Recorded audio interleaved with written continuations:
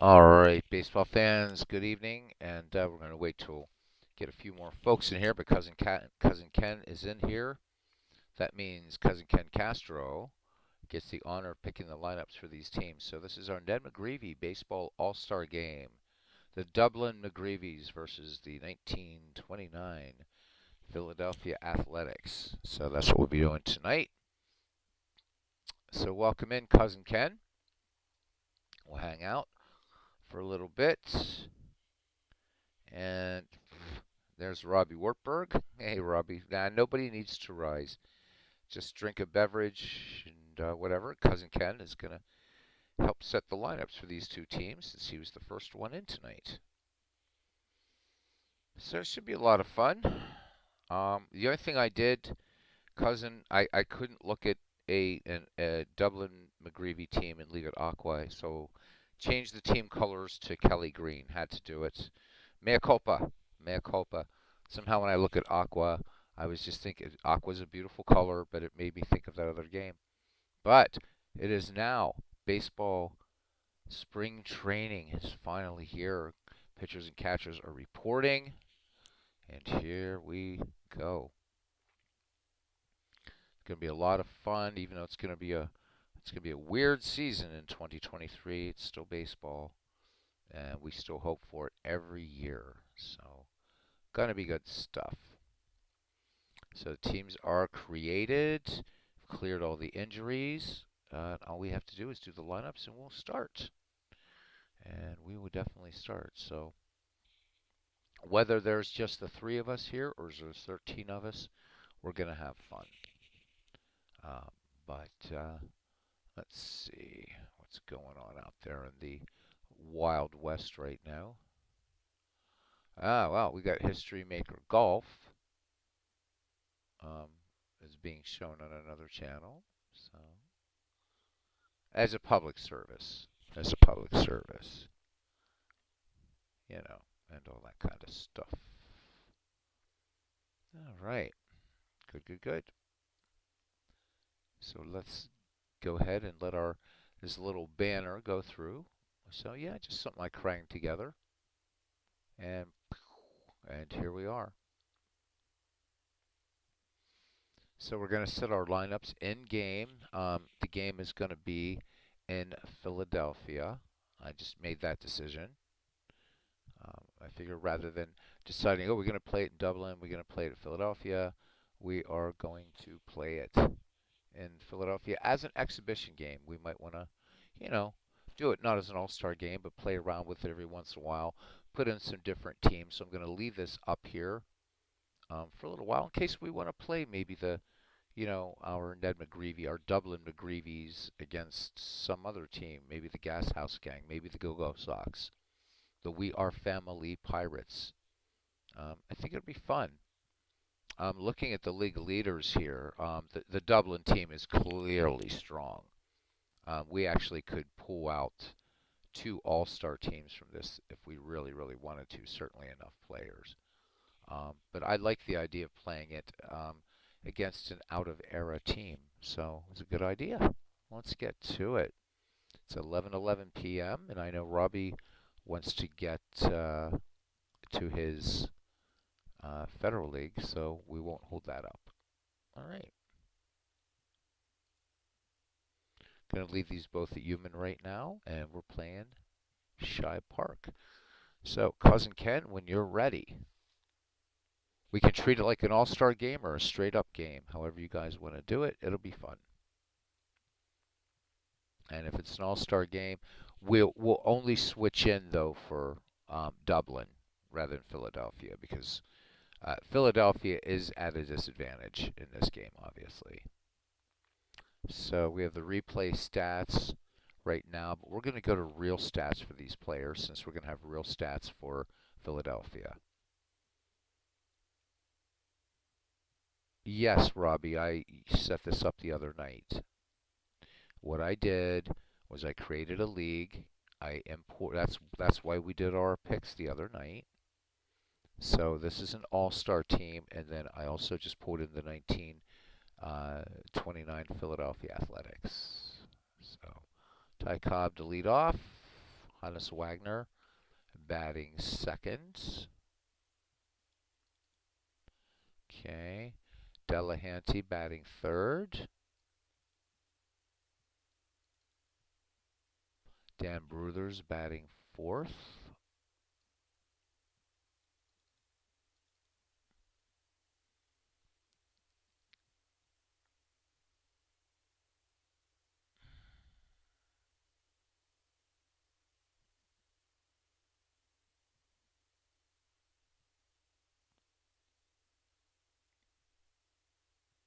So Ken going for power at first as opposed to speed. We'll see how that works because we have Sisler also on the bench.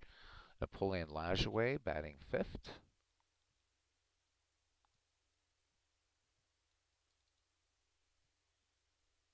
Good lineup. Good lineup.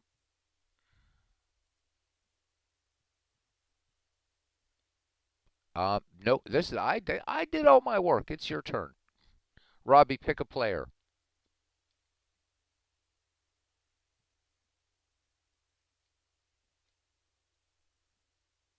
Just pick anybody, Robbie. It's fun. Just who would you like batting after Lajoie there, buddy? Hey, there's Aaron Reed. Kelly in right field. Thank you, cousin Ken.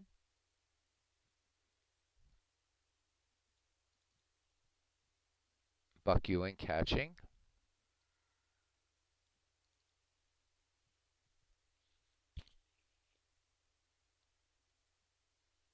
All right.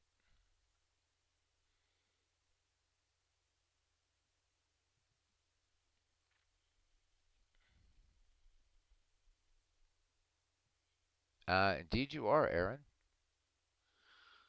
All right, cousin, we're missing a third baseman. Ah, there we go. As if to read my mind. So we're going to put George Davis at third. So let me change his position.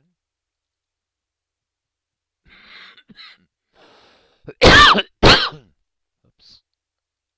And then our starting pitcher.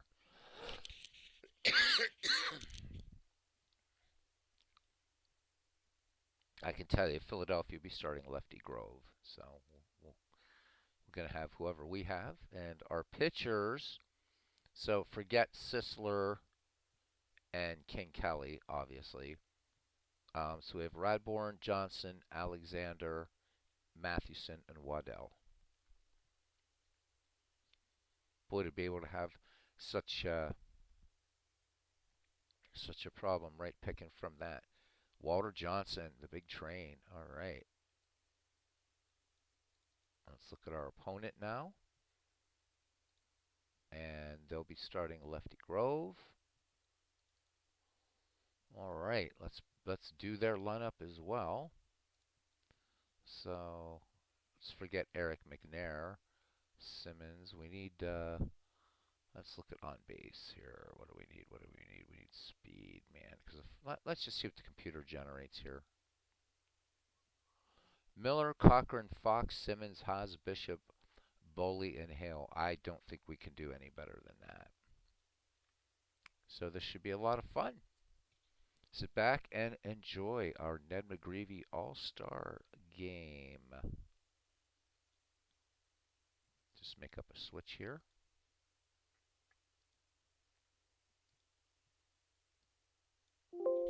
All right.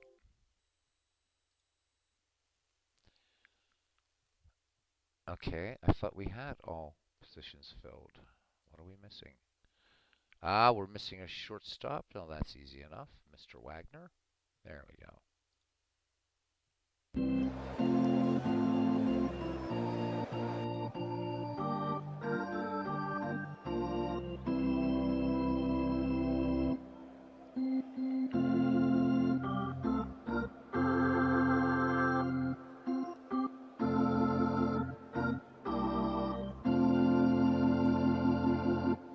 All right, we're going forward in time and we're going backward in time. So, welcome to Shibe Park for today's game between the Dublin Nuffseds and the Philadelphia Athletics.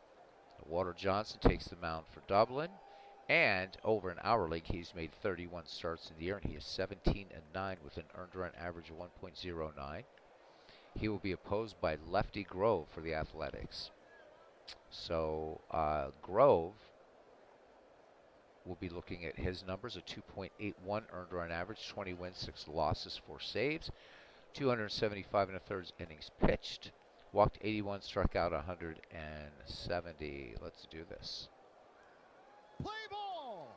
All right, leading it off, Ty Cobb hitting .374. And remember, we're using real stats now for the Ned McGreevy players in this All-Star game. Hitting .374, 6 home runs, 101 runs batted in. Lefty Grove finishing his warm-up pitches. And if we want to make some position plays to treat it like an all-star game, we will do that for Dublin. And if we just want to play it as a game and have fun, we can do that.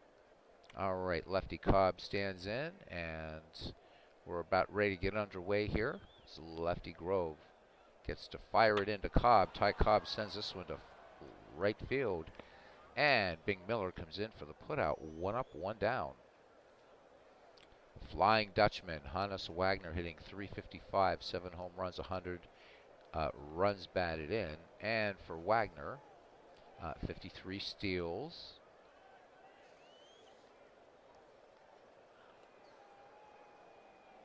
Lefty Grove fires it in. The 0-1 delivery. Wagner base hit up the middle past Max Bishop, and Hannes Wagner is aboard. Cousin Ken, you have the honor of being the manager of this team. So when you feel like calling steals or whatever for the Dublin Nuffseds. Okay, I see send him, but just remember the emoji when you can. Thank you. Gotcha. All right, here's Delahanty now batting in the number 3 spot. Big Ed, .378 with 10 home runs and 118 runs batted in. Wagner, a good leadoff first. Cochran, superb arm behind the dish. Lefty Grove looks over at Wagner. Here is the delivery. There goes Wagner. Cochran throws, and Max Bishop's tag in time. Hannes Wagner caught stealing. 2 down. Base is empty. Ed Delahanty steps back in. The 0-1 delivery. Delahanty swings. Chopper to first. Fox has it. Throws it on to Grove covering for out number 3. So the Dublin Nuffseds go quietly despite a hit. And we go to the bottom of the first. It's the Nuffseds nothing, and the Athletics coming to bat. Philadelphia will lead it off here with Bing Miller to face Walter Johnson. So Walter Johnson's real stat line is still as impressive. A 1.49 earned run average, 29 wins, 14 losses, 2 saves, 357 innings pitched, 65 walks, 250 strikeouts. So in the Ned McGreevy League, opponents hitting .839, or his whip is .839. His real whip in the baseball history collection is .916. Opponents in the Ned McGreevy League hitting just 184 against Johnson, and in the baseball history collection hitting just .202. And you look at that 29-14, that's from his career slice. And remember, Walter Johnson, unlike Christy Mathewson and some other pitchers that are great players, didn't have the run support. All right, so Bing Miller hitting .331, 8 home runs, 93 runs batted in to lead it off for the MacMen. Walter Johnson with the 1-2. Miller swings, hard chopper to Wagner. Great play, diving stop to his right, and one smooth motion throws it on to Bruthers to retire Miller for the first out. Black Mike, Mickey Cochran, .314 average for the catcher. 7 home runs, 95 runs batted in. Cochran bats a lefty. The big train deals the 1-2 delivery. Fastball to Cochran, fly ball to center. Cobb coming in and to his left makes the trotting catch for 2 down. And here is the beast, Jimmy Fox, first baseman for the Philadelphia Athletics. .354 average, 33 home runs, 118 runs batted in.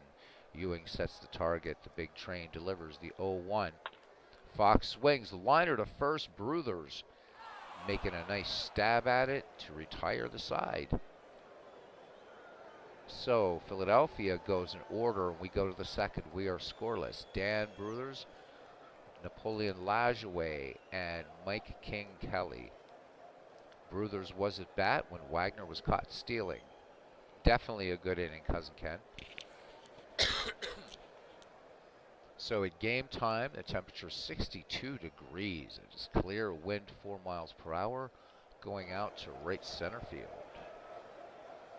And appreciate Cousin Ken picking the lineups and managing the team. Grove ready to go now. Here is the wind in the delivery. Bruthers first pitch swinging. Chopper to Boley at short. Boley to Fox for the 6-3 put out of Bruthers. 1 up, 1 down.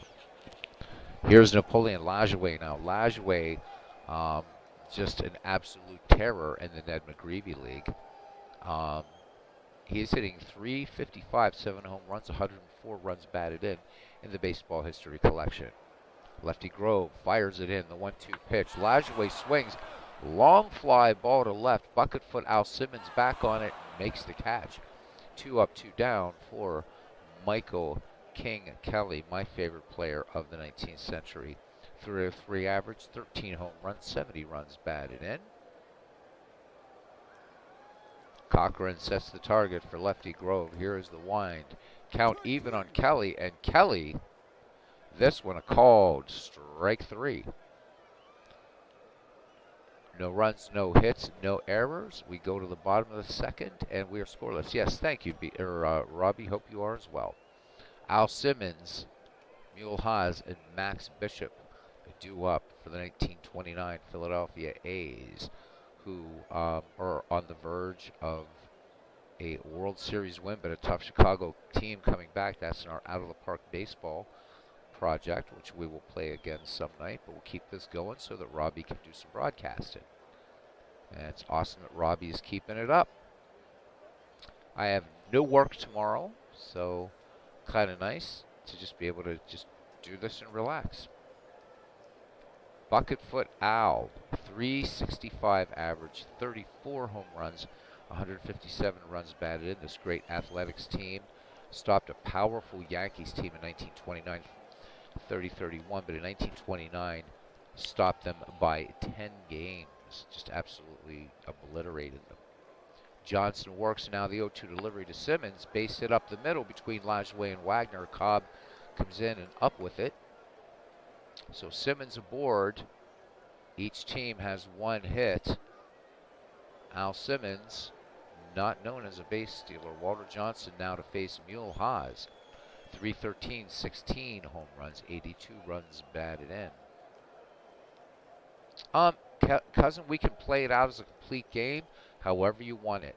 As far as we go, we're going to let Philadelphia stay with all its starters because obviously the Dublin team is a lot stronger. We've got what 4 or 5 of the greatest pitchers in baseball history. However you want to do it, Cousin, it's your call, okay? However you want to do it. Alrighty. In the meantime, Haas in the box. Johnson delivers to Haas. Haas swings, gets the bunt down. Johnson up with it. His only play will be to Lajoie covering at first. 1 down. Simmons in scoring position now for Philadelphia. And here is second baseman Max Bishop. Bishop, .232, 3 home runs, 36 runs batted in for him. Johnson fires it in the 0-1 to Bishop. Bishop swings, chopper up the middle. Lajoie has it on to Dan Bruthers for the 4-3 putout. Simmons will make it to third. Philadelphia threatening with a runner now just 90 feet away for shortstop Joe Boley. Hitting .251, 2 home runs, 47 ribbies for him. Ewing sets the target. Johnson from the stretch in the 0-2 to Boley. And Boley, this one called strike 3 on the inside part of the plate. No runs, 1 hit, no errors. 1 left in scoring position as we head to the top of the third. And no score. Buck Ewing will lead it off here. And George Davis waits on deck. Ewing hitting .273, 7 home runs, 66 runs batted in. Cochran with the sign for Robert Moses, lefty Grove. And here is the pitch. Ewing crushes this one to right, and Ewing is going to stop it. No, Ewing going for 3. The throw from Miller. Hale's tag, not in time. So a leadoff triple for Buck Ewing, and I mean, he made serious contact on that ball. Third baseman George Davis, 325, 6 dingers, 94 ribbies. Davis, average bunter, averaging the hit and run. Grove from the stretch in the 1-2 to Davis. Oh my goodness gracious, a swing and a miss, 1 down. And that brings up the big train, Walter Johnson, who's a good hitting pitcher. .236 average, 2 home runs, 14 runs batted in for Johnson. Two legends facing one another right now, Grove and Johnson. Grove from the stretch. And the 0-1 pitch, Walter Johnson swings, ground ball deep to short. Boley will go for the obvious play to first to retire Johnson. And Buck Ewing scores. And it is 1-0 for the Dublin Nuffseds. And we're back at the top of the order for Dublin. And Ty Cobb, who is 0-for-1. In the Ned McGreevy League, a 6-game hitting streak for Cobb. Tonight, fly to shallow right center. Nuff's up, says Cousin Ken. Grove into his motion in the 1-1 delivery. Cobb swings the long fly ball to right. Miller going back at the wall, makes the catch. And there you go. And we go to the bottom of the third. Scoreless. Nuffseds leading this game 1-0.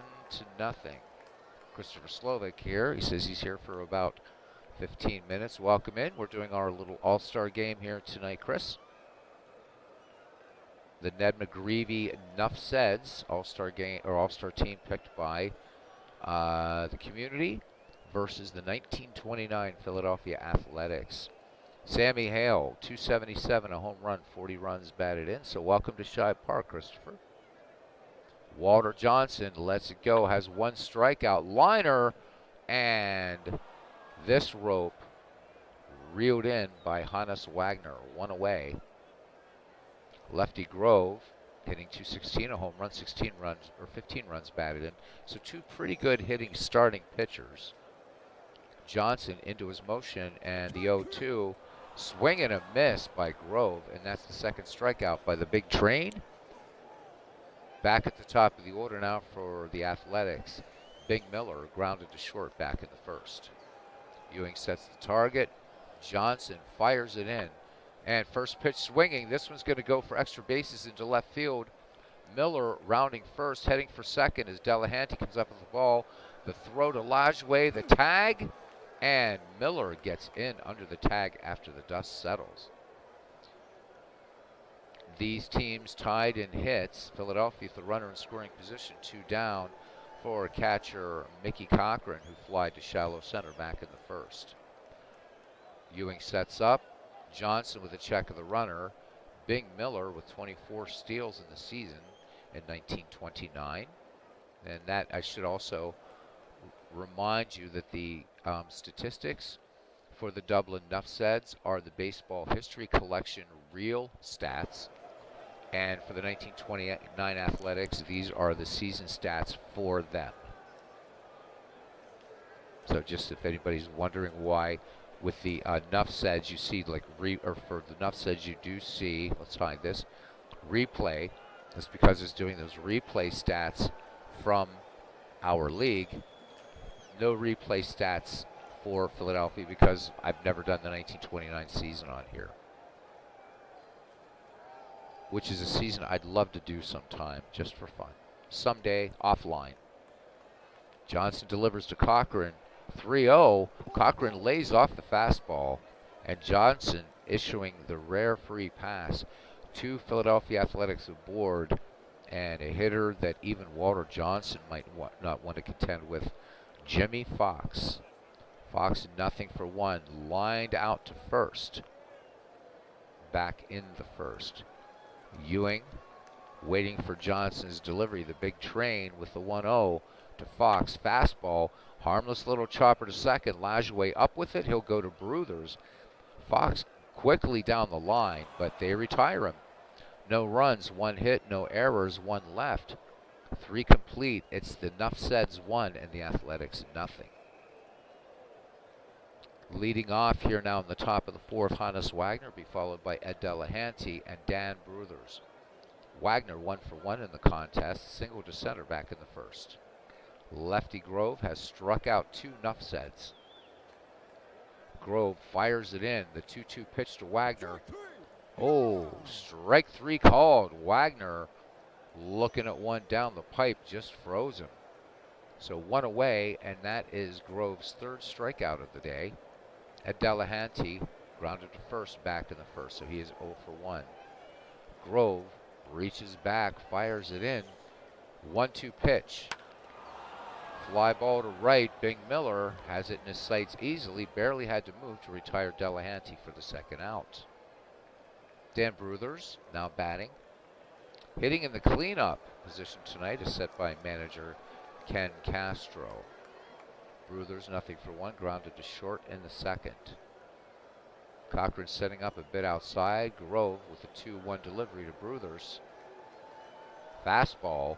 Chopper back to the mound, and this is close. Grove not able to get the ball off to Jimmy Fox, and Bruthers is aboard and has 29 steals in the season. And we'll look at Bruthers' baseball history collection stats. He has 30, so he's playing. I was looking at our stats the other night for the Ned McGreevy League, and for a lot of the players, it's super, super accurate. And again, a lot of it is also being affected by, some platooning that some managers want, other things going on. But players on pace, it's such a great baseball engine. By the way, there is a sale right now in DK Sports, 50% off on seasons if you use the code Aaron for Hank Aaron, or for our Aaron Reed, I guess, but definitely. Lajoie nothing for 1, 2 down, Bruthers at first. The delivery from Lefty Grove throws over, Bruthers back ahead of Jimmy Fox. They may have it picked off. They throw to Boley, little rundown, and they do get Bruthers. So Bruthers was caught napping, tried to make it to second, inning over. No runs, 1 hit, no errors, no one left. We go to the bottom of the 4th. It's 1-0, the Nuffseds. And this Philadelphia team, nothing to sneeze at. 1 for 1 for Al Simmons, batting from the right, singled up the middle for him. The big train deals. 2-2 to Simmons, and this one is out of here. I mean, Simmons just got his money's, about 3 seasons' money's worth for him. 345-foot shot over the left field wall here at Shibe Park. And it is tied, thanks to the Al Simmons home run, 1-1. Mule Haas now. Haas sacrifice back in the 2nd. Johnson toes the rubber, lets it go, 0-1. And Haas pops this one high in the infield. Wagner calling for it at the edge of the outfield grass, makes the catch, 1 away. Second baseman Max Bishop today has grounded to second. Joe Boley waits on deck. Johnson fires it in, the 1-2. And Max Bishop, big cut and a miss for a strikeout, out number 2. Joe Boley, nothing for 1. Last time we saw these 1929 Athletics before our little World Series replay was in the historic 16 tournament. The 1971 Pirates beating them in 7 games to advance. In fact, this was the only team that the 71 Pirates had to play 7 games. The next 2 teams they beat 4 games to 1, then lost to the New York Yankees in 1961 in the final of that tournament. Got to think way back for that one. Ewing waiting for Johnson's delivery. 2 down, bases empty. The delivery to Boley. Base hit. This one's going to go to the wall. Boley going for 2. He will make it. So 2 extra base hits in the inning for Philadelphia. The Simmons home run and Boley's double. 2 away for Sammy Hale. Nothing for 1. Line to short. Johnson fires it in. The 1-0 delivery to Hale. Hale cuts on this one. Fly ball to left. Down into the glove of Ed Delahanty to end the inning. However, 1 run, 2 hits, no errors. 4 in the books here at Shibe Park. It is 1-1. And there is Steve Tate saying hello, fellow baseball nuts. Caught your Negro League game the other day, Steve, after work. It was awesome to watch it.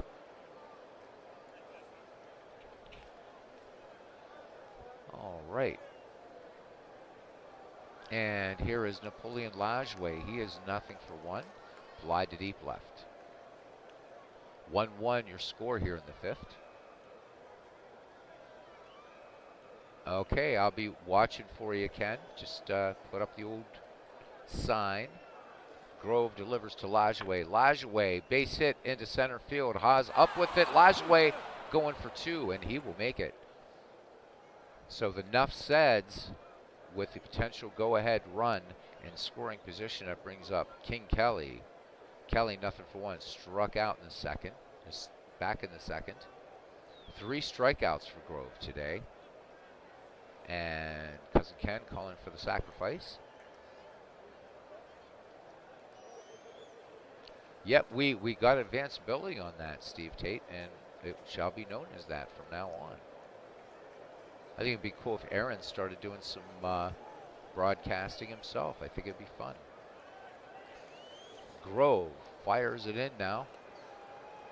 Kelly gets the bunt down, and Lajoie will move to 3rd on the play. So sacrifice successful. 1 down. Lajoie knocking at the door, and here's Buck Ewing, who is 1 for 1. 1 down here in the top of the 5th. Ewing tripled back in the 3rd. Big bat in this lineup in the 7th position.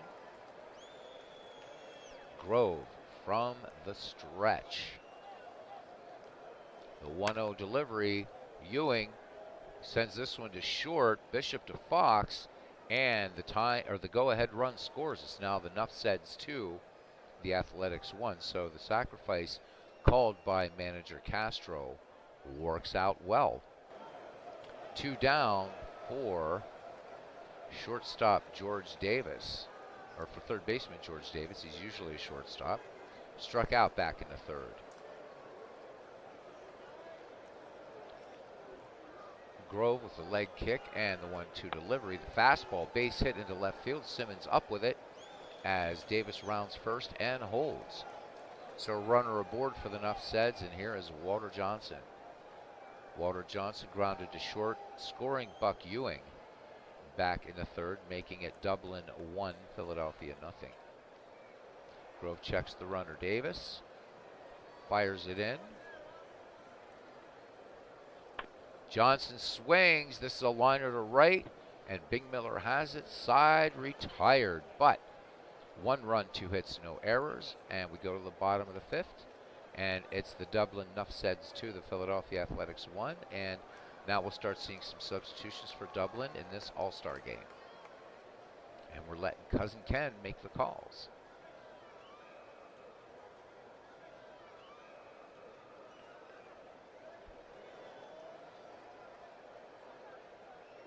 New pitcher and corner infielders. Well, let's change up the pitcher first. Hey, Todd B., good to see you. Welcome to the All-Star game. We'll see who Cousin Ken wants to go with here.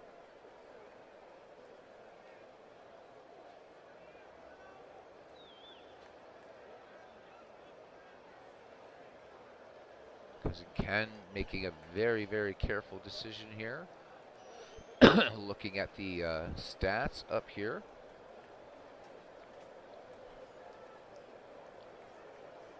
Rube Waddell. Waddell will come in. So we got to see the big train. Now we get to see Rube Waddell, and we'll wait to see what else. In the meantime, let's look at Waddell's stats in the baseball history collection. A 1.94 under an average, 19 wins, 12 losses, 273 and a third innings pitched. He walked 80 and struck out 229. So his whip and opponent's average just a bit higher than Johnson, but it really doesn't get a lot easier. We'll see how the Athletics do against the lefty Waddell. Okay, Davis and Bruthers out. Okay, let's deal with Dan Bruthers first.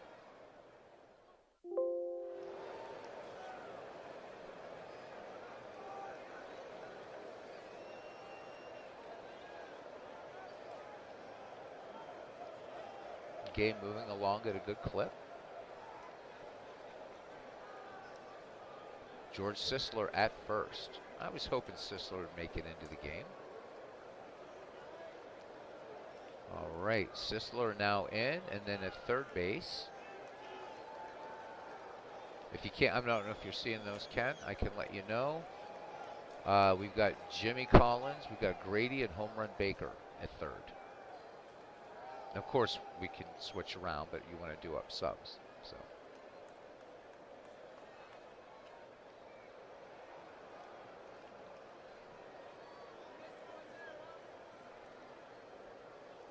All right, Grady it is.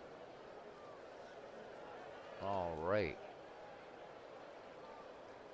All right, so Rube Waddell comes in to pitch. We'll see George Sisler at first and Grady at third. 2-1 Nuff Said's lead.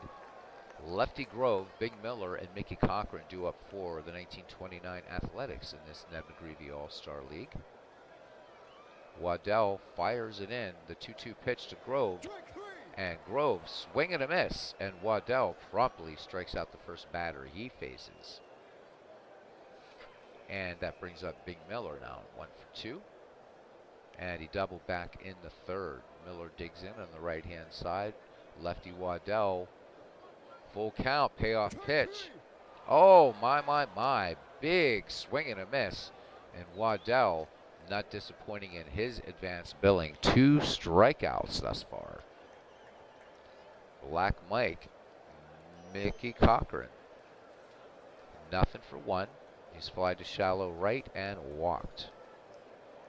Waddell lets it go, the 2-2. Cochran, fly ball to center. Cobb going back on this one. And the Georgia Peach makes the catch to retire the side. No runs, no hits, no errors. Waddell strikes out 2.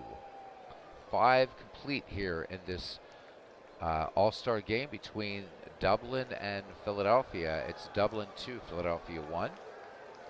Back at the top of the order, Ty Cobb, Hannes Wagner, and Ed Delahanty.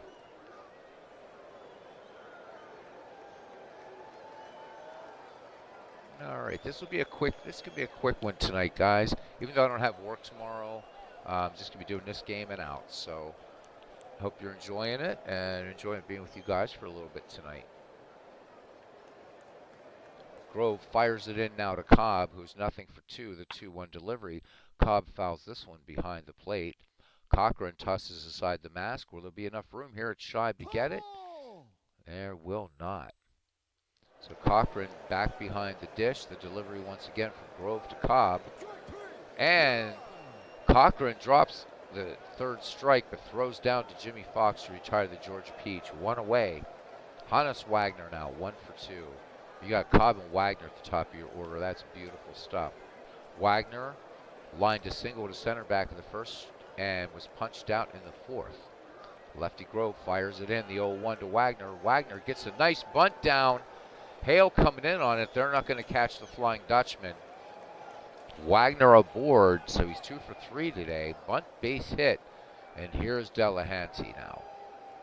So Big Ed has grounded to first and fly to right. We'll see what Ken Castro um, wants to do here with Wagner at first. Appreciate that. Appreciate that, Robbie. Thank you very much. Yeah, I'm gonna be starting to cut broadcasts a lot shorter now, just because. But I'm glad you appreciate it, buddy. Really, really do. All right, Wagner with aggressive lead at first, one down. Grove checks the runner. Here's the delivery. There goes Wagner, and it was a hit and run on, it looked like. Boley up with it. He'll go to Fox. Although cousin Ken Castro calling for the straight steal, Wagner picks up his 53rd steal. And here is George Sisler batting with two down, making his first plate appearance in the All-Star game. Sisler in the baseball history collection, 341 average, 2 home runs, 41 runs batted in for a gorgeous George. A mainstay of those great St. Louis Browns teams, especially 1922. Sisler, phenomenal player. Lefty-lefty matchup here. Lefty Grove versus George Sisler. 1-2 pitch, doesn't get much better. Sisler swings fly ball down the left field line. Bucket foot Owl catches that one just on the foul line. No runs, one hit, no errors. We go to the bottom of the sixth. It's the Dublin Nuffseds 2, the Philadelphia Athletics 1. And leading off here, Jimmy Fox against Rube Waddell. Fox is lined to first, grounded to second. This will be his first time facing the great Rube Waddell. Waddell came on in relief for Walter Johnson in the All-Star game and punched out the first and third batters. Waddell comes home with the 0-2 to the Beast. And Jimmy Fox, a swing, or no, this one in the inside corner. Waddell just mowing him down here. That is strikeout number 3. And Cousin Ken says last inning for Rube. Philadelphia will be very happy to hear that.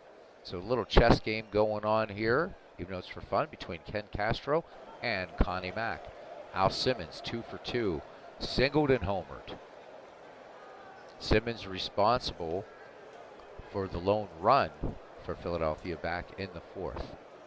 Waddell lets it go, the 0-2 delivery, and Simmons chopper to Wagner. Wagner up with it, throw across the diamond. This is going to be close. Simmons beats it out. So Simmons aboard with one down. I'm going to be sorry when Wagner gets pulled. This is the most I've gotten to see my favorite player throughout the entire Ned McGreevy League. I'm going to work him into another project, though. All right, Mule Haas now. He has bunted out and popped to short.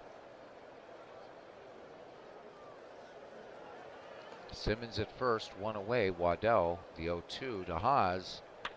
Haas, grounder, Wagner to Lajoie, to George Sisler to end the inning. Rube Waddell just overpowering, even more so than Walter Johnson. That's saying a lot. Napoleon Lajoie leads off here in the top of the 7th. Lajoie stays in, says Cousin Ken. He's MVP. Lajoie fly to deep left, double to left center in the game. Lefty Grove looking strong out there. 11 total hits in this game. 6 for Dublin, 5 for Philadelphia. Dublin has stranded 2. Philadelphia has stranded 4. Closer game than I expected, actually. Grove lets it go to Lajoie. 3-1. Change up, and this one smacked into right field. Lajoie going for 2. Joe Boley's tag is not going to be in time. Napoleon Lajoie with the leadoff double here in the 7th, and it brings up King Kelly. Infield in at third. Kelly, nothing for 2.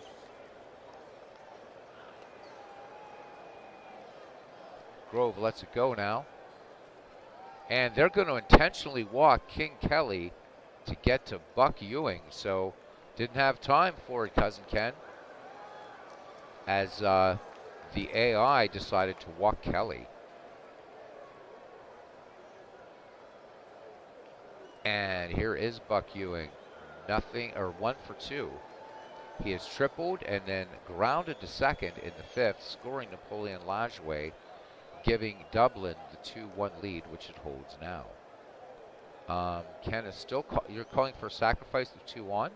I want to make sure that's what you're doing before I do it. Just say yes.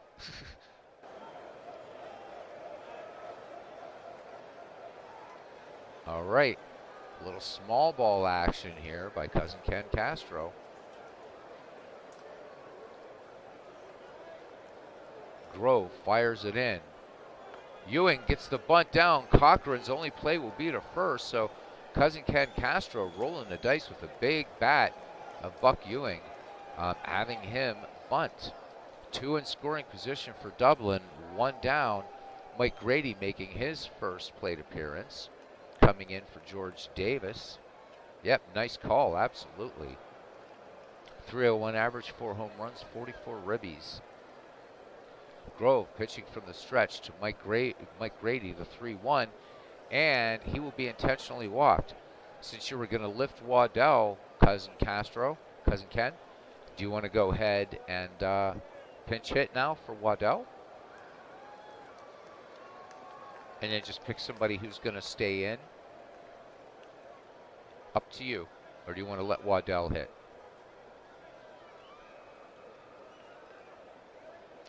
Bases loaded, 1 down. 2-1 your score. Lajoie at third, Kelly at second, Grady at first. Steve Tate says pinch hit since we're going to lift him. Pinch hitter. All right. Rube did a great job today. All right. I know that you were talking about doing some outfielders, so we got a few of them. We have Keeler, Speaker, Tiernan, and Sherry McGee. If you want to outfielder, and then the outfielder can stay in, or however you want to do it. Willie Keeler to pinch hit. All right. Whether we'll see Keeler actually stay in the game after this or not. So Keeler, let's look at his line in the baseball history collection. 374 average, 2 home runs, 48 runs batted in, 140 runs scored, 43 steals. He has 50 steals in the Ned McGreevy League.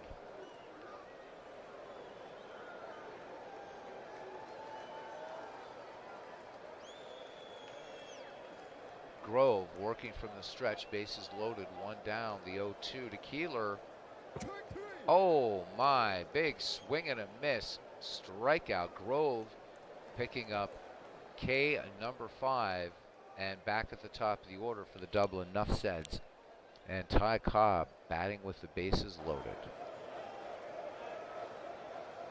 Lefty Grove sets and fires the 1-2 to Cobb. Ty Cobb swings, chopper to second. Looks like they're going to get out of it. Bishop to Fox to retire Cobb. 7th inning stretch time, no runs, 1 hit, no errors. The Nuffseds leave them loaded. It's Dublin 2, Philadelphia 1.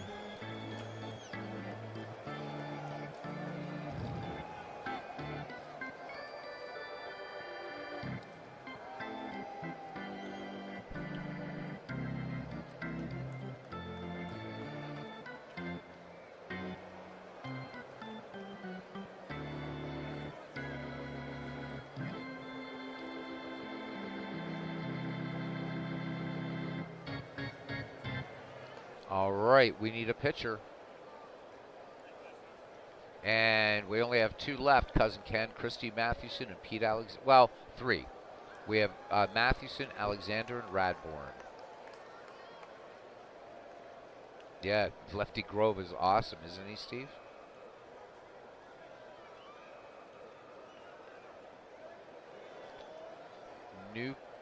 Okay, we got to do the new pitcher first. Christy Mathewson.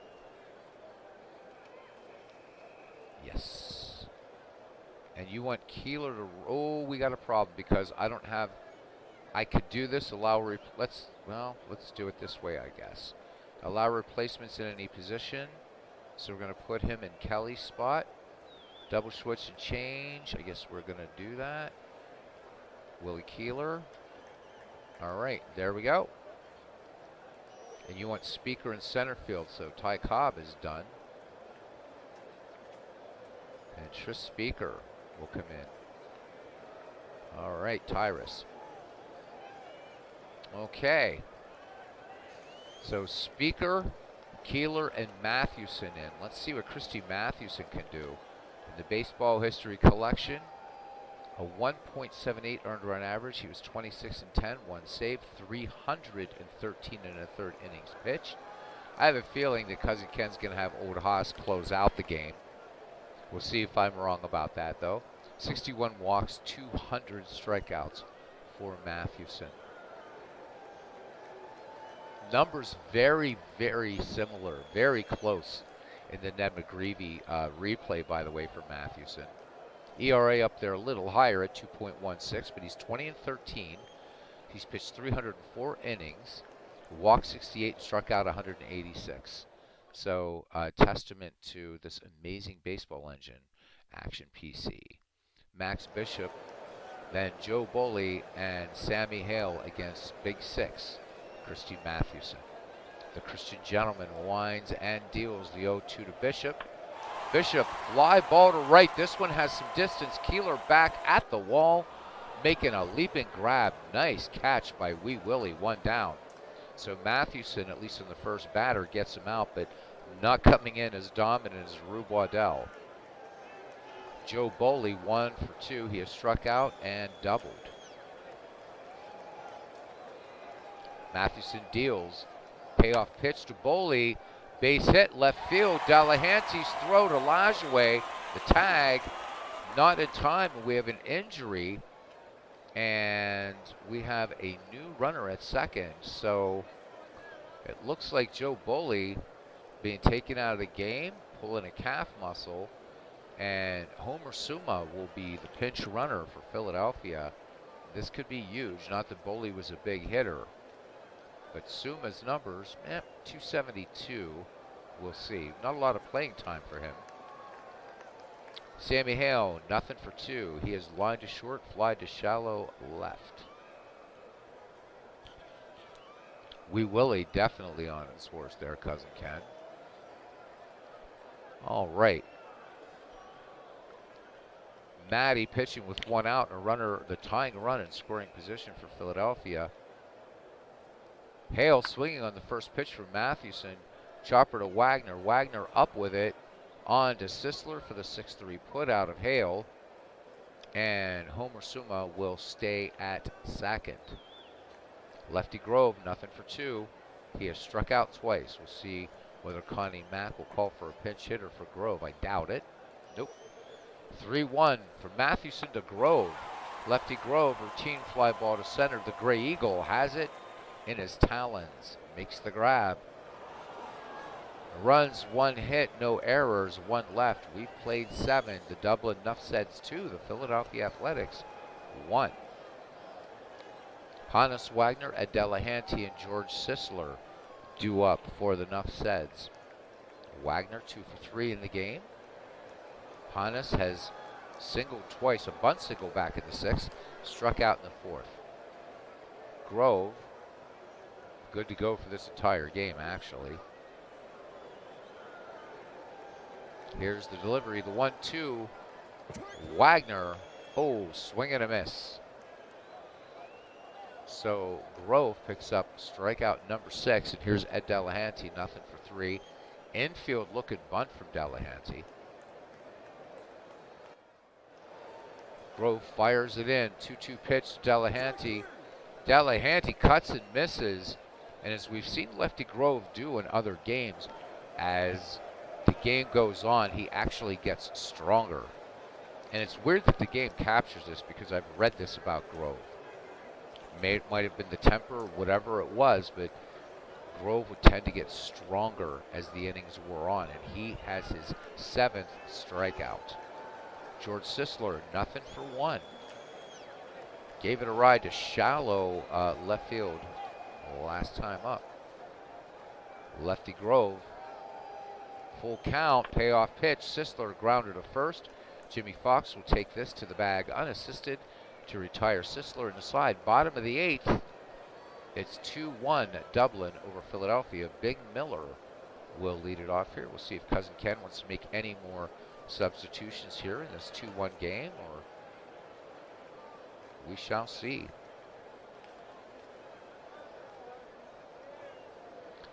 Hey, Legend Sports Universe, good evening. And Steve saying that he got to see Rube Waddell pitch today, one of your broadcasts. Good stuff. I was at work, could not see it.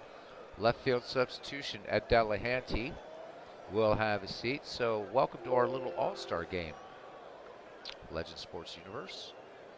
All right, so we have Richardson, McGee, Tiernan, and if you want to waste, Radbourne and left.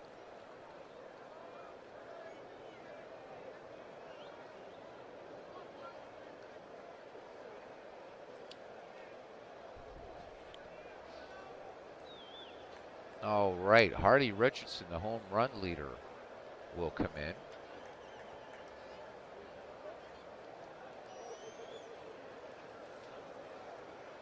All right, as Cousin Ken alludes, so Hardy Richardson, when we see him, he is the home run leader in the Ned McGreevy League with 12. He's been holding at 12 now for probably about a month and a half, but he is, I think our second is like 9 or something, so he's a slugger. Big Miller, 1 for 3, he's grounded to short, doubled in the 3rd, and struck out in the 5th. Mathewson stays in there, while Walter Johnson did a very good job. Waddell, in the short time he was out there, was just absolutely brilliant. Mathewson hasn't given up any runs, but not as dominant as Johnson or Waddell as of yet. Big 6 delivers the 1-2 to Miller. Miller swings, fly ball to right. Keeler back on his horse, makes the catch. Christy Mathewson has given up 2 long fly outs to right. Mickey Cochran now 0 for 2, batting in the number 2 slot for the Athletics. He's flied out twice and he had a walk. Jimmy Fox waits on deck, and behind him Al Simmons, 1 home run in this game hit by Bucketfoot Al. The delivery, the 0-2 to Cochran. Cochran base hit into right.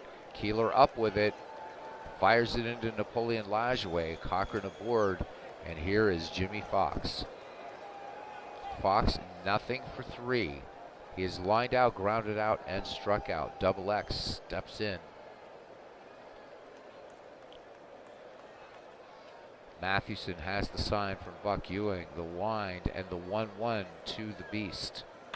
Fox swings, grounded to the left side. This one is going to jet into the seats. Fox back in there, the 1-2. Mathewson throws over, keeping Cochran honest. The delivery now to Jimmy Fox, the 1-2 pitch. Fox swings, base hit into left, and Cochran round second, and Cochran will hold. And here is Al Simmons. Aloysius Shemansky, 3 for 3 today.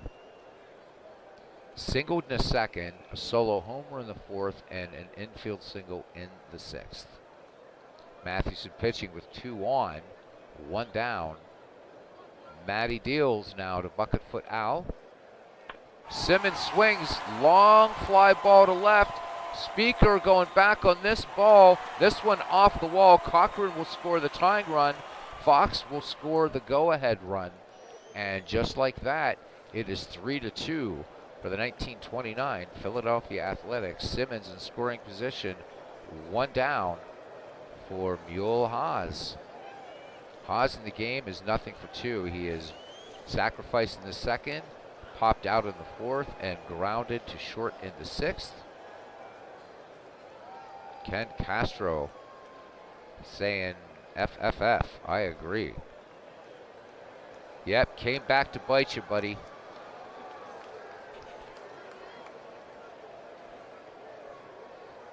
Will Ken Castro leave Big 6 in there, or is he going to go to Pete Alexander? Mathewson will bat second when Dublin comes up in the ninth. Yep, old Pete coming in. Matty's day is done. And after Alexander, we have one pitcher left. So Old Haas, should Dublin tie it up, we'll probably close out this game. All right, top of the ninth. Here we go. Enough said. Well, we get to the top of the ninth. But enough said, we'll have 3 chances unless Haas brings Simmons around. Simmons, not a lot of speed at first or second. Todd B saying Connie Mack with a wry smile and a wink at Castro. I would love to have Todd here on some night on the mic, maybe when he gets better or something. I think it would be hilarious. All right, Haas bats from the left. Alexander rubs up the ball now as he's finished his warm-up pitches in this all-star game between the 1929 A's. And if you guys would like to see this again with the McGreevy's, we can certainly do this and pick another team and play the Nuff sets against another team from baseball history. Let me know. I've got all the seasons, so could be fun. And we'll let them be home team next time. Alexander ready to work now to Mule Haas. The 2-1 delivery fastball. Haas swings. Comebacker. Alexander comes in. Gets the job done. Throws on to George Sisler. 2 down. Simmons remains at second. And here's Max Bishop. Max Bishop, nothing in 3 tries in the game today. He's grounded to second, struck out, and flied out in the 7th. And the Cats said hit the like button. Thank you, Todd B. Appreciate that.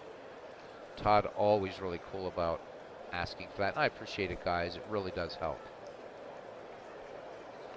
Because it helps me gauge interest in these projects. Alexander now works to Bishop, 2 down, the 0-2 delivery. And Max Bishop swings way ahead of that one. Alexander crossed him up, inning over, 2 runs, 3 hits, no errors. The Dublin Nuff sets with 3 chances to tie her up here. And the Cats thank you, Todd B. One is sleeping off to my left, and the other one is taking up part of the bed on the right there, both fast asleep. So thank you guys for those likes. Napoleon Lajoie gets to stay in the game. Alexander waits on deck, but I don't think we're going to see old Pete bat. Lajoie in the game is 2 for 3, so even in this all-star game, tearing it up. 2 doubles in this game. Yep, Todd B says that Simmons kid might turn into something. Yeah, I think he's got a future. Lefty Grove pitching a hell of a ball game here. The 1-0 delivery to Lajoie. Lajoie, oh, crushes this one to left. Simmons giving chase. Lajoie gets into second with the double. Lajoie making great contact. We know the Cousin Ken. We'll see what Cousin Ken's going to do here with old Pete Alexander.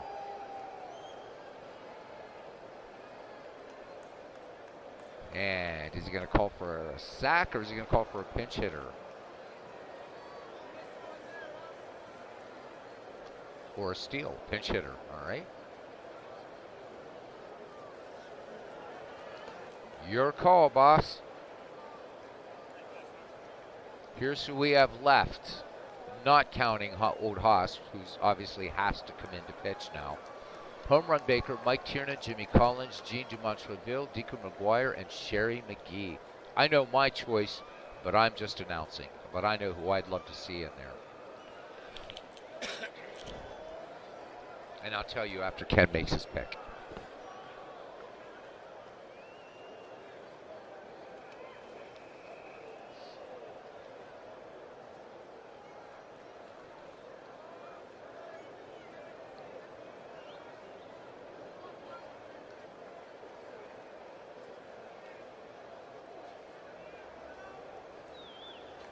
Ken Castro gets it in one. I'm ignoring the numbers. I just want Sherry McGee to have an at-bat because just he's one of my favorite players in baseball who should be in the Hall of Fame. If you want to look at the numbers, strictly the numbers generated by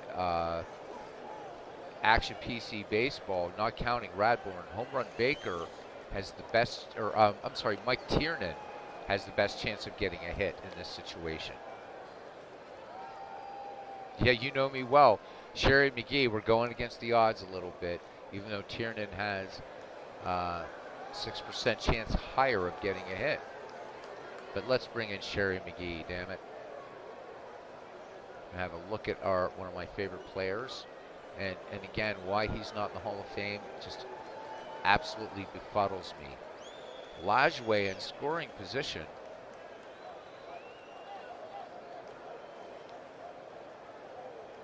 Steve Tate saying Sherry McGee. Grove delivers the 1-0. Sherry McGee gets the bunt down. Hale comes in and goes to Bishop covering on the play.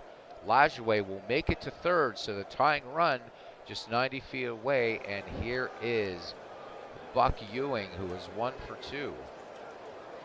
He tripled in the third, RBI in the fifth, and then a sacrifice in the seventh.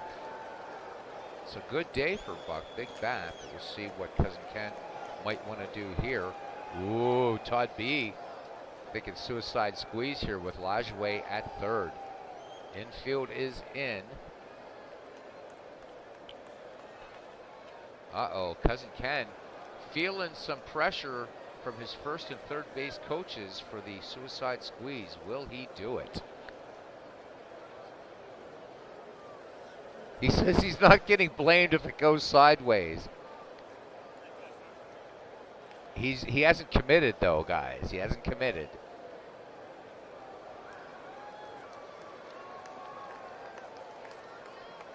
See, Cousin Ken thinking, as long as I don't make a decision, nothing bad happens.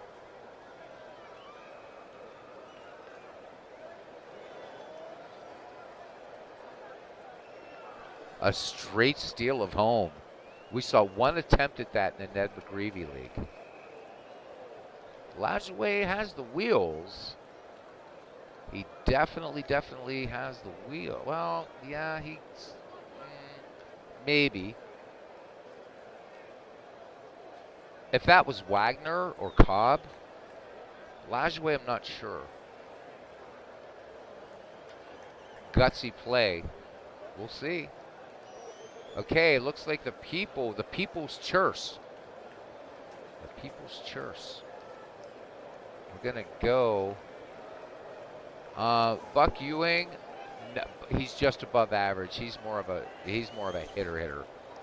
Okay, so we're gonna go with a squeeze with one down. Lajoie at third.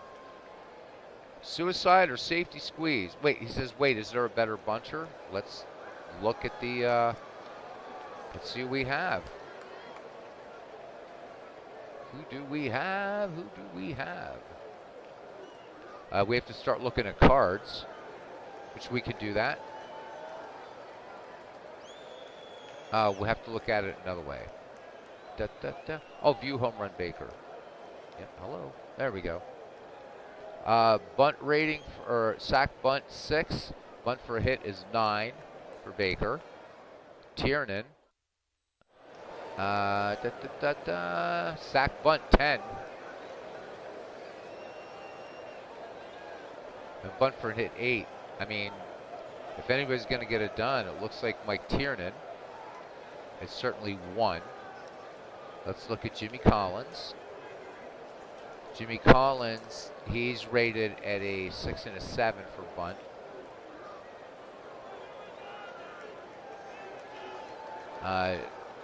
Demontreville.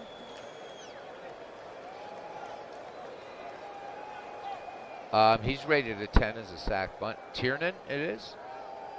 All right. Mike Tiernan. Will pinch hit. Tiernan is a 10 bunter. Are we going suicide or safety squeeze here, Cousin Ken? One down.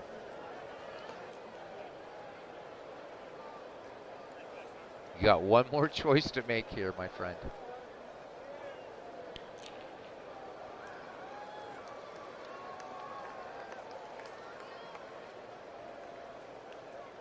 Ken flipping a coin back there in Providence.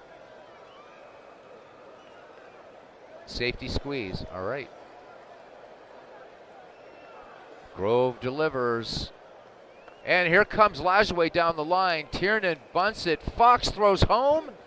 And the tying run scores. Cousin Ken Castro with the big call.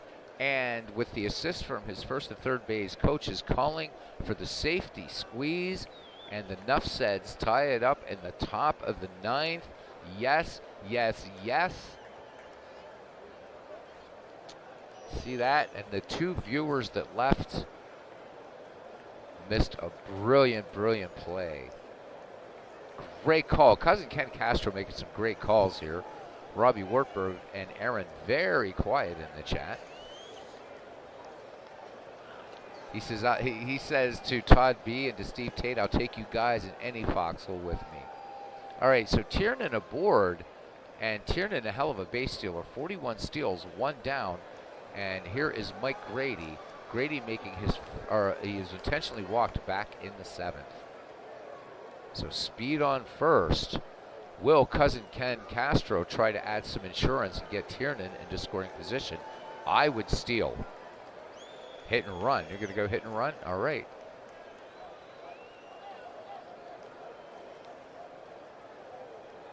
Lefty Grove with a check of Tiernan at first. So 41 steals in the baseball history collection, 25 in the Ned McGreevy League.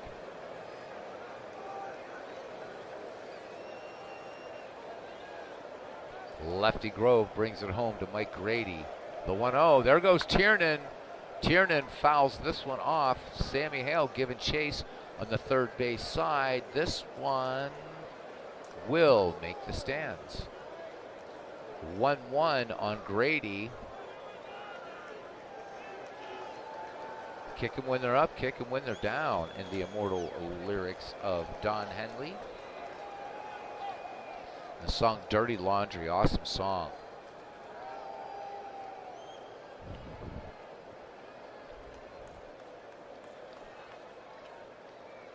So Cousin Ken Castro saving Old Hoss Radbourne in case we go to extra innings. Old Hoss warming up, crapping his pants. All right, I see no sign from Cousin Ken. I assume we're just going to straight swing away, or do we want to run and hit and run, or steal? We await the decision of Cousin Ken Castro making his moves as Connie Mack, Natalie dressed in his suit. A run and hit. I was hoping that would get called. I love the run and hit. Gutsier than the hit and run, man. All right, run and hit. Love it. Grove delivers. And there goes Tiernan. Cochran swings. And Dyke's only play will be to Fox at first. And Mike Tiernan will make second. But now it's 2 outs. And here is Wee Willie Keeler. Keeler is 0-for-1. Struck out in the 7th. All we need now is for Kennesaw Landis to call a tie. That old bastard never be allowed in this league. He's the one that prevented integration. Tiernan in scoring position. 2 down for the Nuffseds here in the top of the 9th. 1 in. Grove ever get tired? He's good for 30 more pitches. Tough pitcher, Lefty Grove. He will be due up third in the bottom of the 9th, so you may see Grove make an exit. Hard to say what the AI is going to do here, as I didn't set any AI tendencies for this. Left everything at default. Grove delivers to Keeler now, which is all the more remarkable for Dublin. Keeler, bouncer to second. Max Bishop, what a play! What a play. Makes a tumbling stop of that ball able to get it to Jimmy Fox. Side retired. 1 run, 1 hit, no errors. We go to the bottom of the 9th, and we are tied at 3, and we already know who's pitching.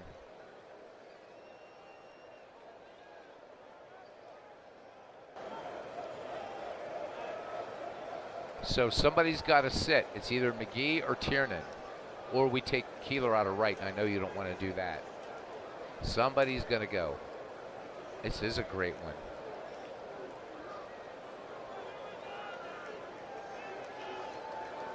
Cousin Ken having to make the big decision. No ghost runner bullshit in effect here.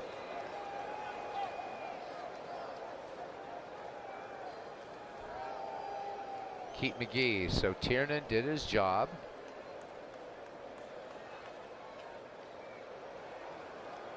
All right. Now we need a catcher. And this is easy. Deacon McGuire. So a St. Louis player is going to make it in. McGee has to go, Cousin, unless we want to switch somebody else out. So I'll put everybody up here, and if you want to take somebody out, bottom of the 9th, whoever you want. No, McGee can stay in. So if you want to swap somebody out,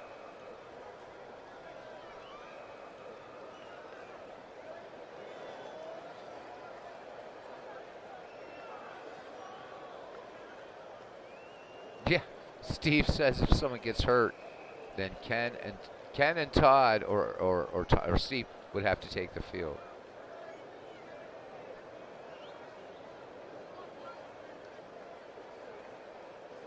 Danger of going to extra bases here, or extra innings, extra bases, extra innings.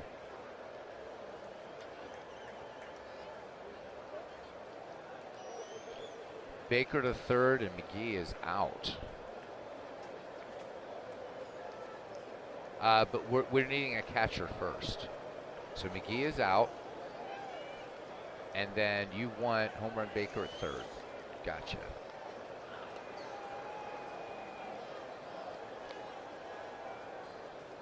All right. So now we'll see home run Baker, Old Hoss Radbourn, Deacon McGuire. And it's up to who's even left now. So the guys that are in, all we have left on the bench are Jimmy Collins and Gene DeMontreville, and we have no pitchers left. So this is it. Jimmy Dykes will lead her off here. So Dykes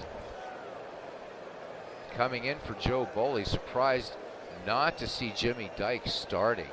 327 average, 13 home runs, 79 runs batted in. So Mr. Mack holding back Jimmy Dykes. And he has the power to end it here. Dykes will be followed by Sammy Hale and possibly Lefty Grove. Old Haas finished with his warm-up pitches. And here we go. Let me just check something here for you guys. Yeah. What's your number?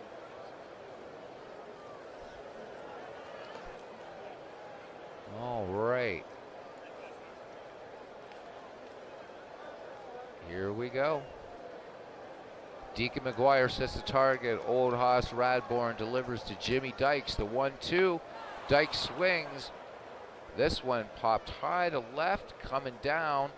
Richardson coming in. Baker going out. Baker will take this, pop out. 1 up, 1 down. And here is Sammy Hale. Sammy Hale, nothing for 3. Simmons kid is not out of the lineup. Joe Boley got the start at short, and then Jimmy Dykes came in. Delivery to Hale from Radbourn. Hale swings. Fly ball to left. Richardson going back on it and makes the catch. And deep left.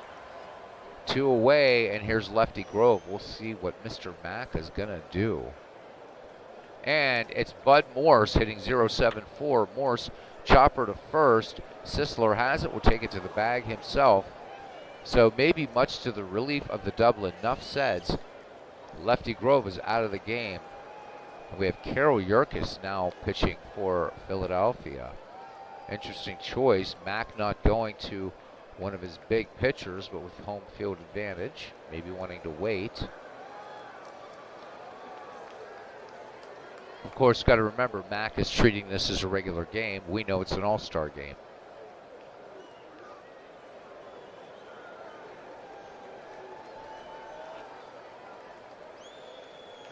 All right, glad you guys are enjoying the game.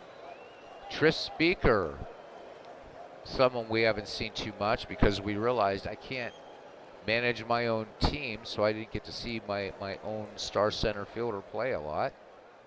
Due to our rules, I can't manage my own team.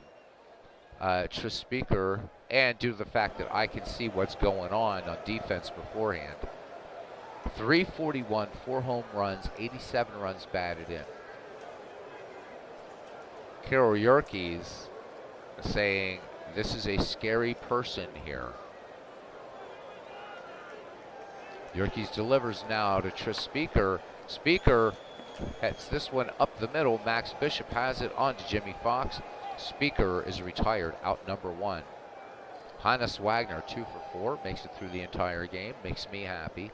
2 singles, 2 strikeouts, so he should be due for a single. Yerkes deals to the Flying Dutchman. The 1-2 pitch. Wagner swings. Grounder to third. Hale up with it onto Fox in time to retire. Wagner for out number 2. And here is Hardy Richardson, home run leader in the Ned McGreevy League. In the baseball history collection, he is 293, 18 home runs, 72 runs batted in. Carol Yerkes wheels and deals the 0-2 to Hardy Richardson. Richardson, long fly ball to right. This one will go and twist foul into the right field seats. Richardson gave it a ride, but it was a little crooked. Richardson back in there. Yerkes comes home with it, the 0-2. And Hardy Richardson, liner to left, and Al Simmons makes the catch. We go to the bottom of the 10th inning, and we are knotted at 3. Oldhouse Radbourne to face the top of the Philadelphia order, Big Miller, Mickey Cochran, and Jimmy Fox. Miller 1 for 4. Doubled back in the 3rd. Radbourne with a 2-0 delivery to Miller. Fastball, this one extra bases into left field. Richardson giving chase, and Miller makes it into second with a leadoff double. The winning run aboard for Philadelphia. That's their 10th hit. And it brings up Mickey Cochran. Jimmy Fox waits on deck. Cochran has flied out, walked, flied to deep center, and then singled in the 8th. Old Haas checks Big Miller at second. Miller with 24 steals in the 1929 baseball season. Radbourne delivers now. Cochran swings at the first pitch, gets the bunt down. Baker coming in. He will make the throw on Delajouet, and Miller will make it to third. 1 down, Jimmy Fox, if he puts it in play on the right-hand side, this one's over, but it was a great game nonetheless, but we will see. It could go on, Aaron, or it looks like it's almost over. We'll see as Al Simmons waits on deck. Jimmy Fox, 1 for 4, singled back in the 8th. And Cousin Ken, I don't know, infield in? Yeah, right? And we're going to go pitch by pitch mode on this.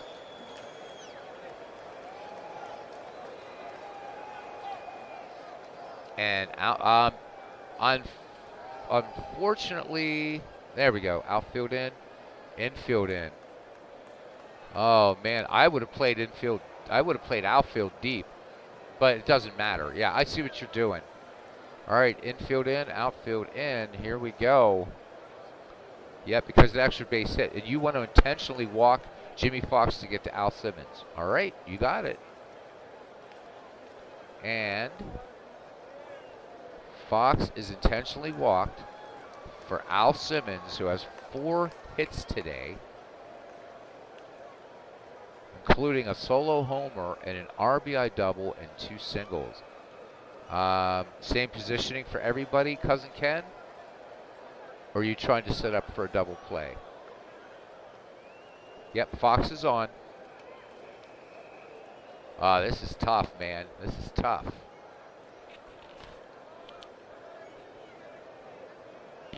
Okay, the hand going up. Are we going to get another intentional walk? Oh, my goodness. All right. So the 2 big, dangerous hitters are intentionally walked. Please confirm. It's confirmed. Bases loaded. No place to put Mule Haas. And we're going to stay pitch by pitch. 1 down. You got infield.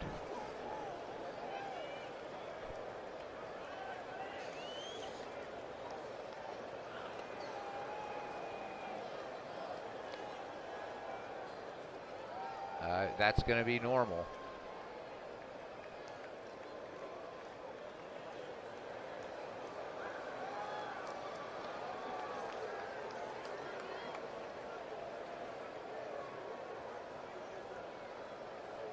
There's nobody left in the pen, world's worst gamer. Nobody left in the pen. What are we doing with the, so infield, anything with the outfield, or are we letting it, we're going to leave it alone? Baseball is nuts, and it's the greatest game ever. All right, pitch by pitch mode. Comes down to this with 1 out. Looking scary here for the Dublin Nuff Seds. Radbourne has the sign from Deacon McGuire from the stretch. Haas swings, base hit to left. This one's over after all of that. Walk-off, RBI single, Mule Haas. And the 1929 Philadelphia Athletics beat the Dublin Nuff Seds in extra innings by a score of 4-3. What a fun game this was. All right. Obviously, again, Connie Mack not knowing this was an all-star game, but it was really surprising not to see Jimmy Dykes in the starting lineup. But there you see a whole bunch of stuff happened. Let's just look at our pitchers really, really quickly. So Walter Johnson went 4, gave up 1 run. It was earned. He struck out 3. Rube Waddell worked 2 innings, no runs, and struck out 3. Mathewson gets the blown save. Matty worked 1 1/3, 2 runs, both earned. Old Pete pitched 2/3 of an inning, struck out 1. Old Haas worked an inning and a third and walked 2. Lefty Grove gets the win. Or Lefty Grove, I'm sorry, does not get the win. Yerkes gets the win. Grove went 9, 3 runs, all earned. He struck out 7, walked 2. And Yerkes pitched an inning in relief. And, yeah, there you go. This was fun. Let's see. This was an exhibition. So, wow, look at all this. We don't have an MVP. We can elect our own. Al Simmons. I mean, he was 4 for 4 with a home run, 3 runs batted in. MVP of this game. Game-winning RBI was Mule Haas. And this was fun. I hope you guys enjoyed this. I certainly had a great time. And we're not going to worry about all this kind of stuffs here. This was great. Great fun. So we are done. We are done. We are done. Thank you guys. Everybody's saying what a blast. No, nothing to be ashamed of here whatsoever. Very, very tough team. What I can do is I can bring in another team. We're not going to do it tonight. I know Robbie's itching to stream, so we're not going to do it tonight. But we can bring in another team from history if you guys want, and we can play our Dublin guys against another team from history at another time or whenever. Just let me know. I do have a doctor's appointment, which is one reason I'm off work, Aaron, so I'll have to check in with you after. Great game, says Pib99. Thank you. That was a lot of fun. Well, Ken, it depends on Robbie Wartburg. I know that this is usually the last time it was this time. He said he was getting, could only do one game. So it's really up to Robbie. We could do another game. I wouldn't mind bringing another team and playing our Dublin guys against another team from history. At some point, we'll do the 27 Yankees. We would do them at some point.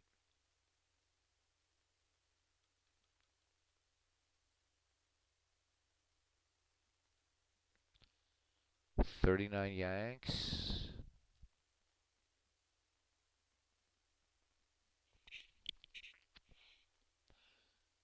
Looks like we're getting a lot of love for the Yankees. I'll create a poll. So we've got two. Pick two more teams. The 1925 Pirates and one more, and then I'll do a poll. And however you guys vote is how we'll do. Is who will play. Keep it democratic.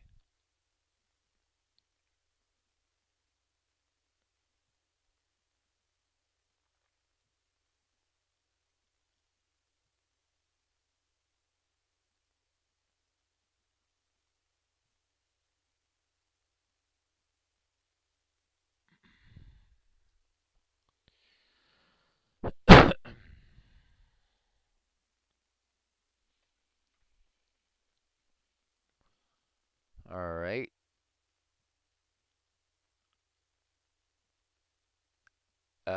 Yeah, okay, so we could do 1931 or 1934.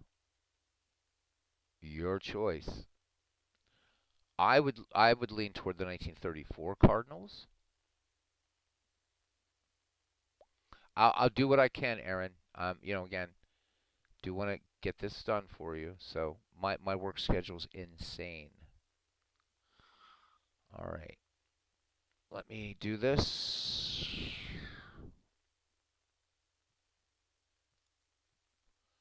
Let's do a poll.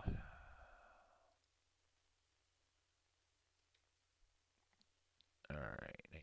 Yeah, let's just do it like this. Okay, we have our teams in. So 39 Yankees, 27 Yankees, 1934 Cardinals, and I believe we had one back. 39-27. Oops, let's not influence the vote here. Oops, sorry about that. Oh, 1925 Pirates. Okay.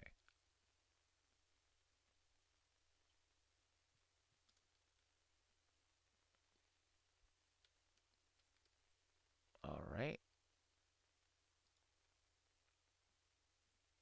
All right, guys. Go ahead and vote, and then I'll install whatever season it is, and we'll do it. And Dublin will be the home team.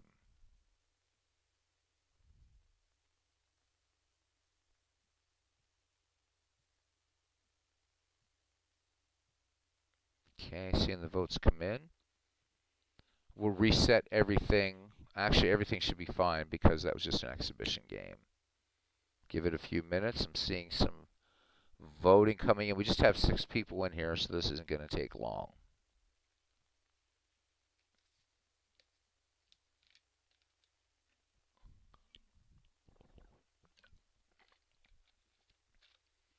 So Cousin Ken used, I think Jean de Montreville was the only one that didn't get into the game. Everybody else got in. All right, going to give this another minute, and then we'll look at the votes.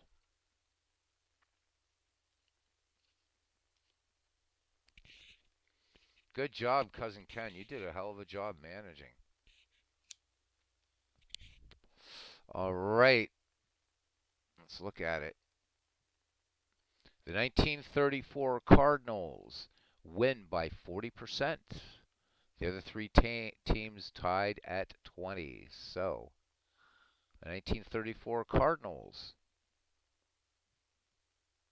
All right, give me a minute to install. There's your results. So, the 1934 Cardinals. I need to install that season. Or actually, yeah, I have to install it and then bring these guys, then pull them in.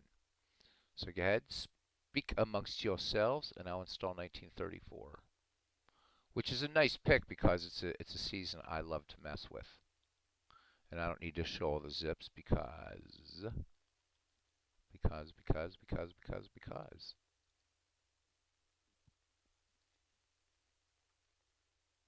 All right.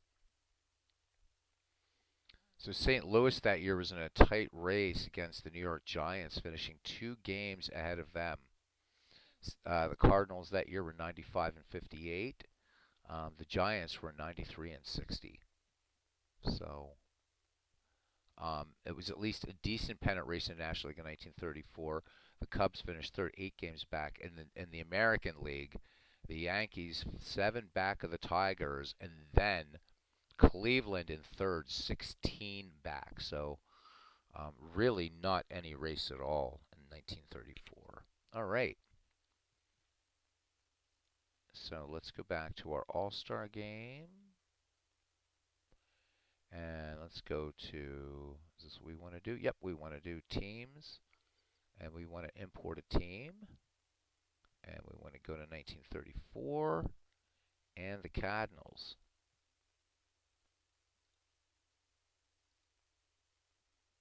And we'll just leave them right where they are. There we go. This should be fun. Actually, why I also think the 1934 or either the 1930s Cardinals team, whether they're going to, I think there could be a closer style in a way to the Dublin guys. So let's do this. Dublin will be the home team.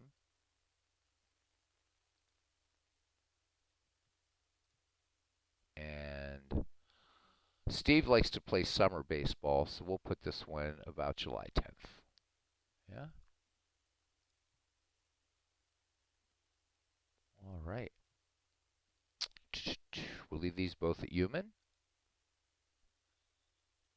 Actually, and it's not what I wanted to do. Let's see what the computer gives us. Well, of course, it's going to give us Dizzy Dean. All right.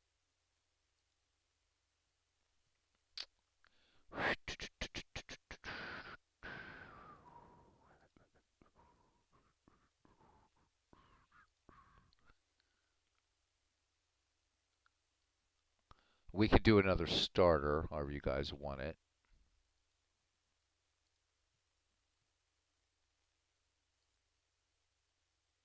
That looks good for the Cardinals. So Dizzy Dean, you guys can have a look and see.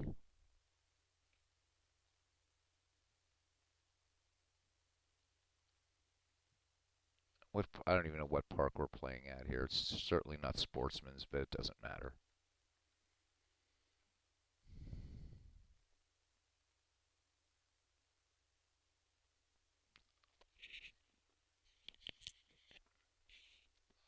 I thought the Cardinals in the 1930s, I loved those uniforms. Those things were so cool.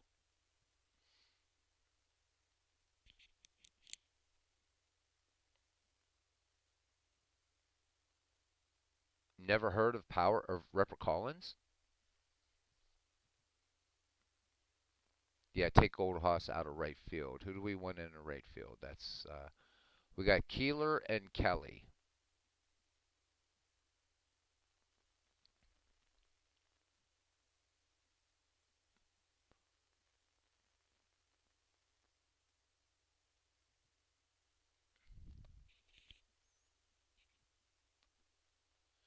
Wait and see what who Ken wants here in right field, and then we'll take care of.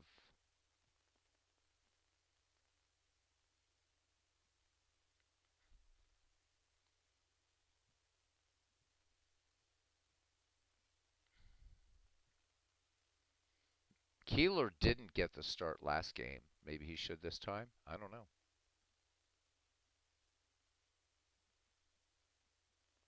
Kelly?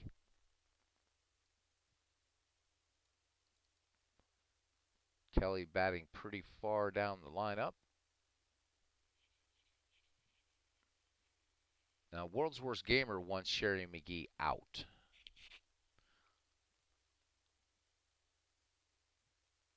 Yep, that's fine. Whoever wants to pick. So Sherry McGee out and Delahanty in. So Delahanty gets to start again. Where are you, mate?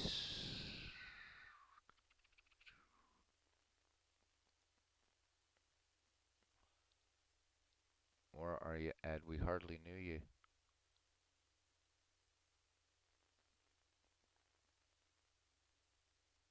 All right, I've definitely lost it because he's not here. Oh, yeah, there he is. Delahanty in, McGee out. Okay.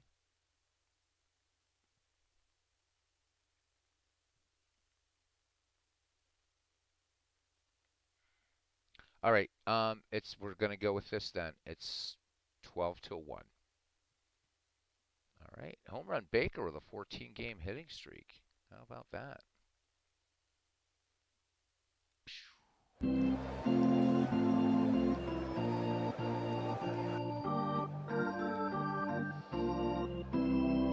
We're playing it in Ebbets here today, which I need to size up in GIMP.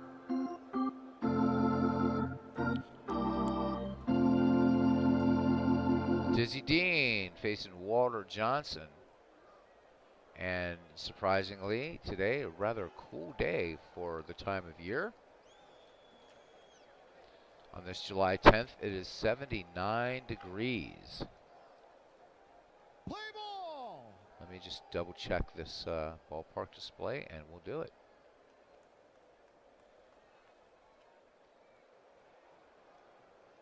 Yep, this one looks good to go. And we will set St. Louis as the visitor. And if nobody actively manages, we'll just do what we do in the McGreevy League. If somebody wants to make a change, let me know. Pepper Martin to lead off here against the Big Train, the wild horse of the Osage. 289 average, 5 home runs, 49 runs batted in, 23 steals. Frankie Frisch waits on deck, and then Joe Medwick. Walter Johnson finishing his warm-up pitches. And here we go. And breaking ball. This one in the outside corner, and Johnson begins the festivities with a strikeout of Pepper Martin. Here's second baseman Frankie Frisch now. Frisch, 305 average, 3 home runs, 75 runs batted in. And again, these are for the Cardinals, these are the statistics for the 1934 season. And for the Dublin Nuffseds, these are the baseball history collection stats, but underneath you can see their replay numbers in the McGreevy League. Frankie Frisch, the Fordham Flash, hitting 305, 3 home runs, 75 runs batted in for Frisch. The Big Train with a 2-2 to Frisch. Bounding ball to second. Nap Lajoie up with it on to Dan Bruthers to retire Frisch for out number 2.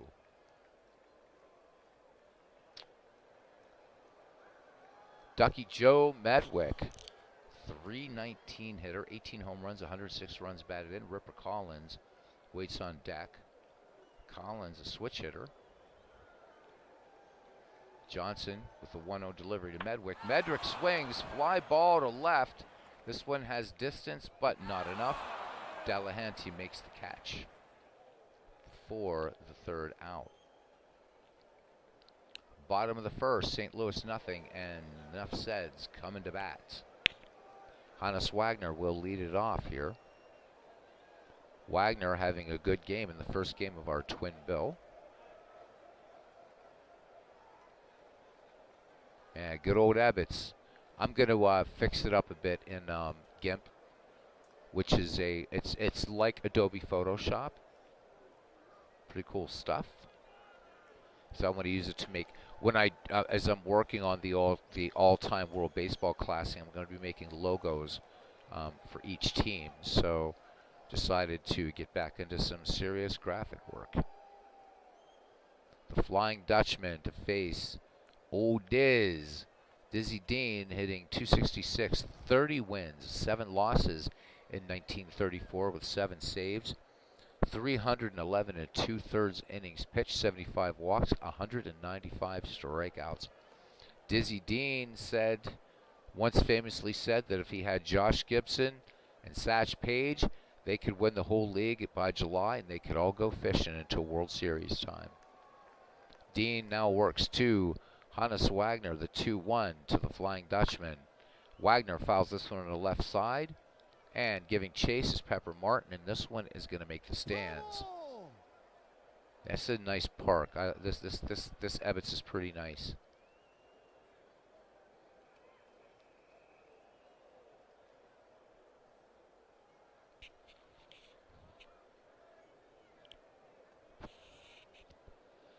All right, Wagner back in the box. Count even on him. Here's the delivery from Dizzy Dean. Wagner swings, base hit up the middle. Eddie Orsatti up with it. Wagner rounding first, and he will hold. So the Flying Dutchman aboard, nobody out. Wagner with 53 steals in the Ned McGreevy League. He is leading in the baseball history collection. Wagner with 48.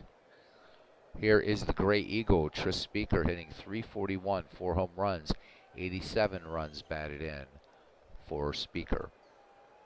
Bats from the left, Wagner, good speed off first. Dean delivers to Speaker. Speaker swings, chopping ground ball to third. Pepper Martin has it, and this is going to be an infield single. Martin's just got to pick up that ball, and by the time he pumps to go to first, Speaker is aboard. 2 on for the Nuffseds, nothing down, nobody out. Wagner at second. Speaker at first, and here is Napoleon Lajoie. We're not going to do too many stats for our Nuffseds because we just saw them. Dizzy Dean pitching with nobody out, 2 on, top of the first here. Dean delivers to Lajoie.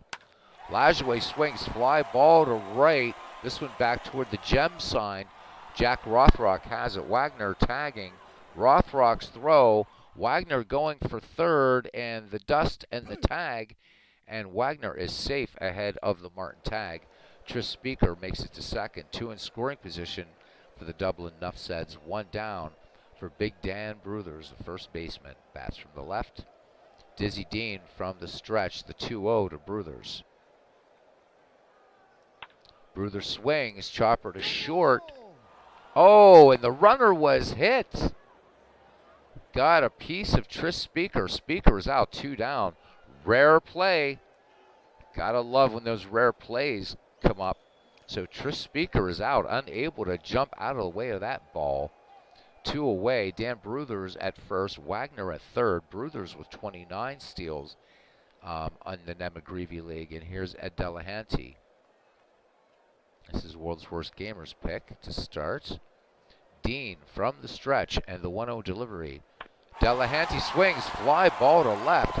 This one is high, but this one by the mobile gas sign into the glove of Joe Medwick. No runs, 3 hits, no errors, including the rare play. Tris Speaker getting hit by a batted ball. 1 complete. It's the Cardinals nothing and the Nuffseds nothing. Ripper Collins will lead it off here, the 1934 home run champ. Ripper hitting .333, 35 home runs, 128 runs batted in. Todd B is going to jet. He has to be up at 8 a.m. Have a good night, my friend. Thank you for coming in. Johnson delivers now to Ripper Collins, the 2-0. Collins chops it to second. Lajoie up with it onto Bruthers for the 4-3 putout. How I'm going to play this game, and unless you guys make some changes, I'm going to play it out as a straight baseball game. If you want to make defensive changes or pinch hitters or whatever for Nuffseds, just throw up some sort of emoji. Otherwise, I'm just going to play it through as a ball game and pick this one up a little bit. All right, Jack Rothrock, 284, 11 home runs, 72 runs batted in. McGuire sets the target. Deacon McGuire getting the start. Buck Ewing got the start at catcher in the first game. Johnson works now to Rothrock. Rothrock swings.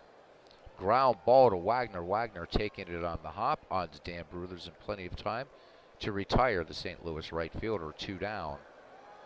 Catcher Bill Delancey Delancey hits 316 in 1934.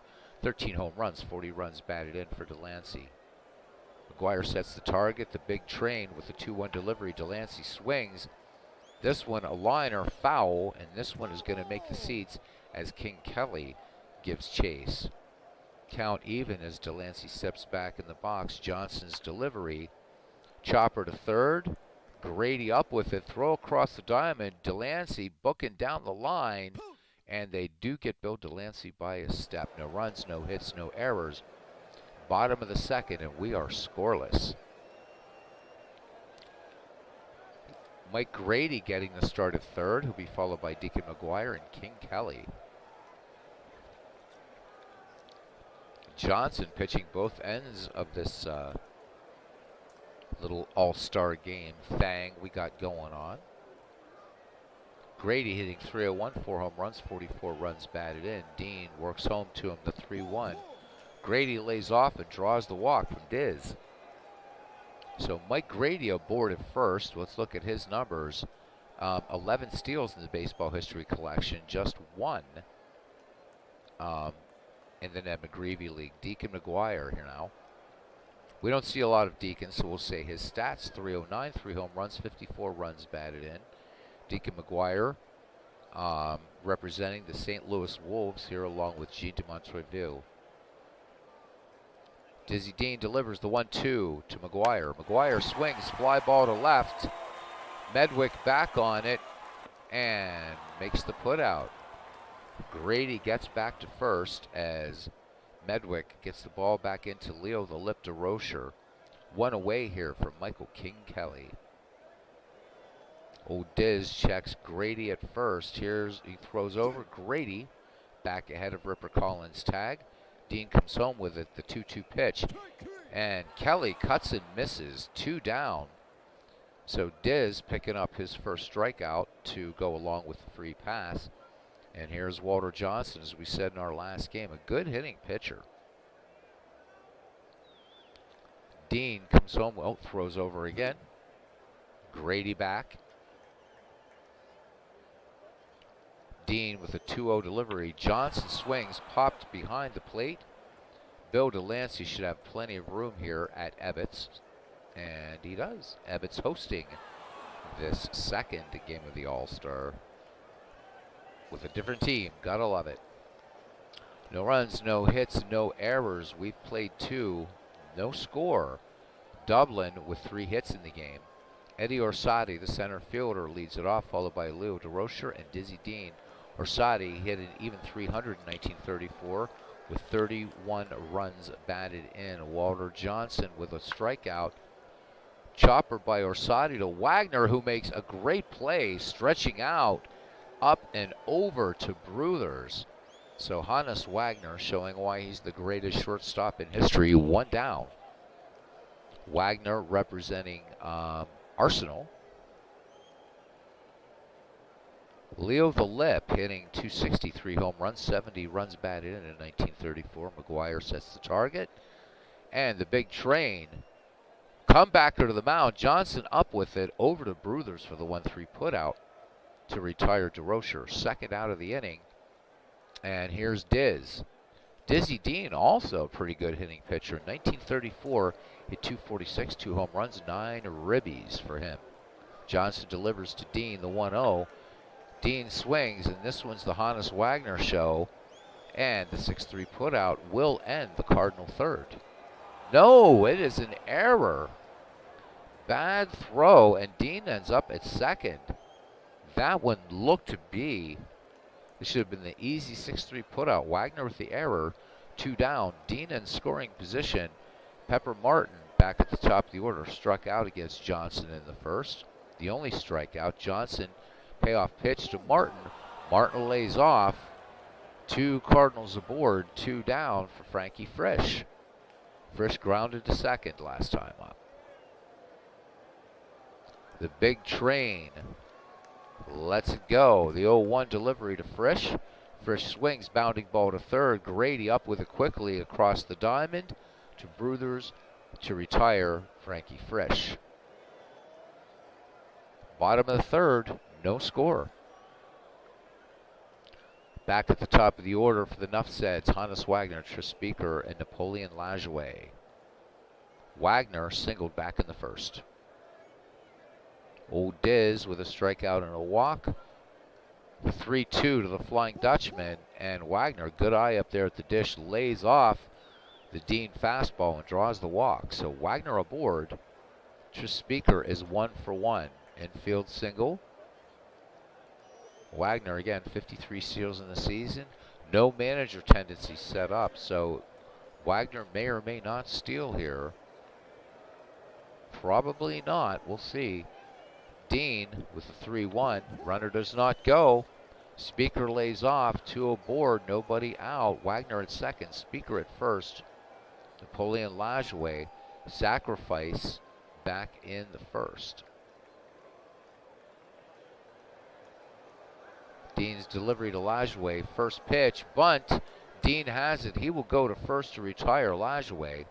Speaker and Wagner move up. 2 in scoring position now. 1 away for Dan Bruthers, who is 1 for 1. And he singled back in the first. Dean brings it home to Dan Bruthers, the 1-2 pitch. Bruthers fly ball to center. Orsatti going back on this ball. It's deep, and it is not gone. Wagner will tag and score the first run. So Bruthers with the RBI scoring Hannes Wagner. It's 1-0 Dublin here in the bottom of the third. At Delahanty now. Speaker in scoring position, 2 away. Dean delivers to Delahanty. 1-0. Delahanty shoots this one to short. DeRocher making a nice play, ranging to his left. Will throw on to Ripper Collins to retire Delahanty in the side, but 1 run, no hits, no errors. We've played 3. It's the Dublin Nuffseds 1, the St. Louis Cardinals nothing. The Cardinals sending up the heart of their order. Joe Medwick, Ripper Collins, and Jack Rothrock. Ducky Medwick in the game flied to deep left center back in the first. Deep McGuire with the signs to the big train. The big train lets it go. The 1-0 delivery to Medwick. Medwick pops this one high in the infield. Wagner and Mike Grady converging. Wagner calling Grady off and makes the catch. Out number 1. First baseman Ripper Collins batting lefty against Walter Johnson. Ripper grounded to second, back in the second.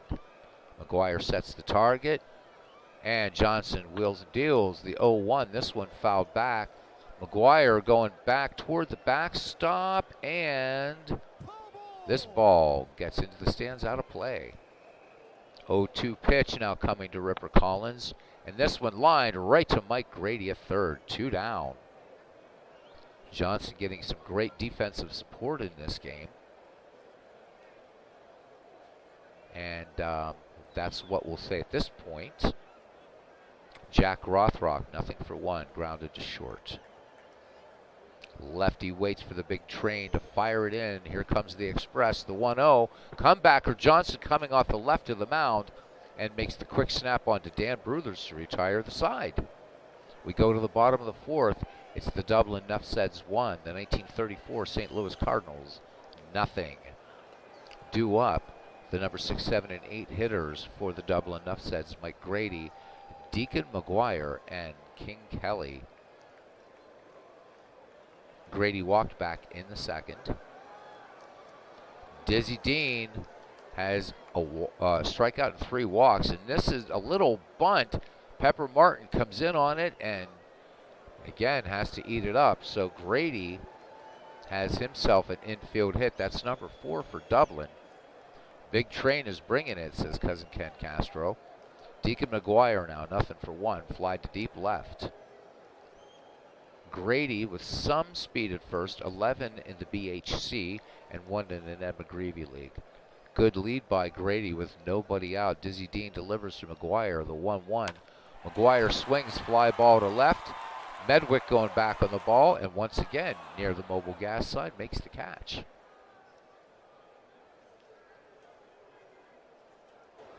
Grady back to first with 1 away.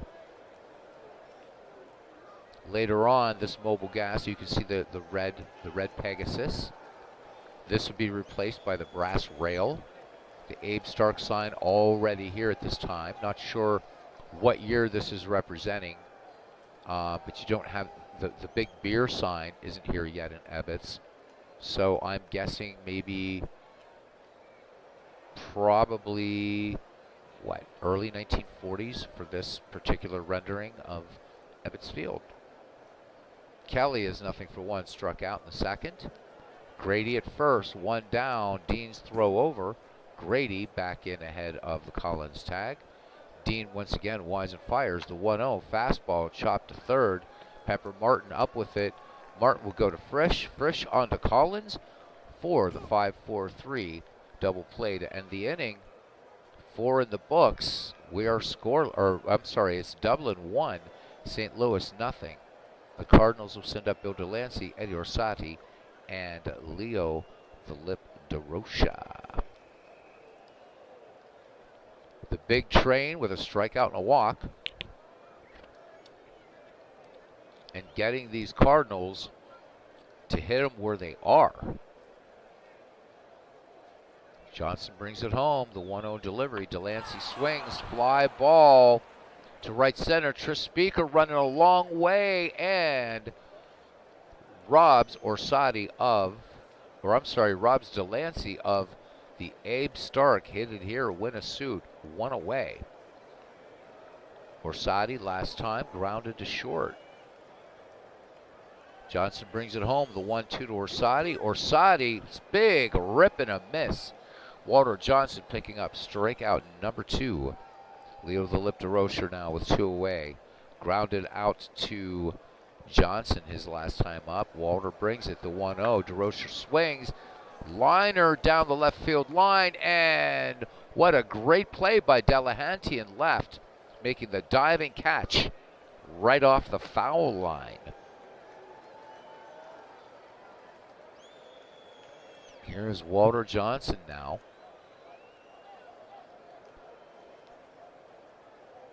Dean delivers to Johnson. 1-2. Walter Johnson sends this to center field. Orsatti has it. Johnson retired. 1 down back at the top of the Dublin order, and Hannes Wagner. Wagner has singled and walked in this game, so he's seeing Dean pretty well to this point.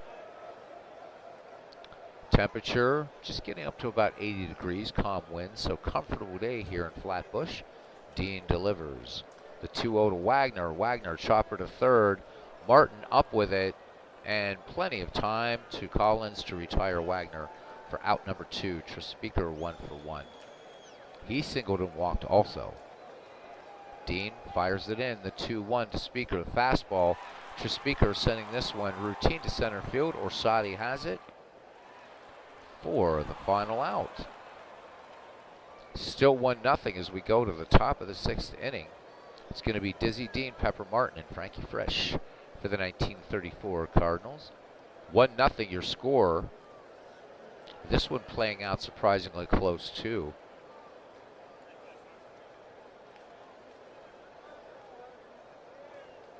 Diz in there now. He was safe in an error back in the third. It was the Hannes Wagner throwing error, the only error in this game thus far. The big train with the 0-2 delivery. Dean, little sort of half-hearted wave and a miss. Johnson picking up strikeout number 3, and we go back to the top of the order for the 1934 Gas House Gang and Pepper Martin. Pepper Martin has struck out and walked in this contest. McGuire sets the target. Johnson with the 1-2 or the 0-2 delivery. Fastball chopped up the first base line. Bruthers has it. Flips onto Johnson covering for the second out of the inning.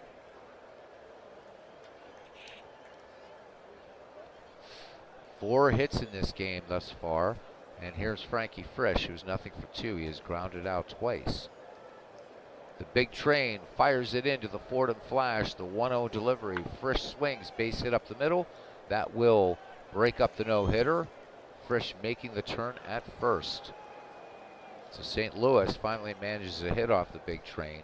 Frankie Frisch with 11 steals in 1934. Joe Medwick, nothing for two, steps to the plate. He has flied to deep center, popped to short. Johnson checks the runner. The 2-1 delivery to Joe Medwick. Frisch on the move. It was a hit and run. Medwick with the base hit. Kelly up with it. Frisch will make third on the hit and run play. Runners at the corners, 2 down for the Cardinals. And here's Ripper Collins.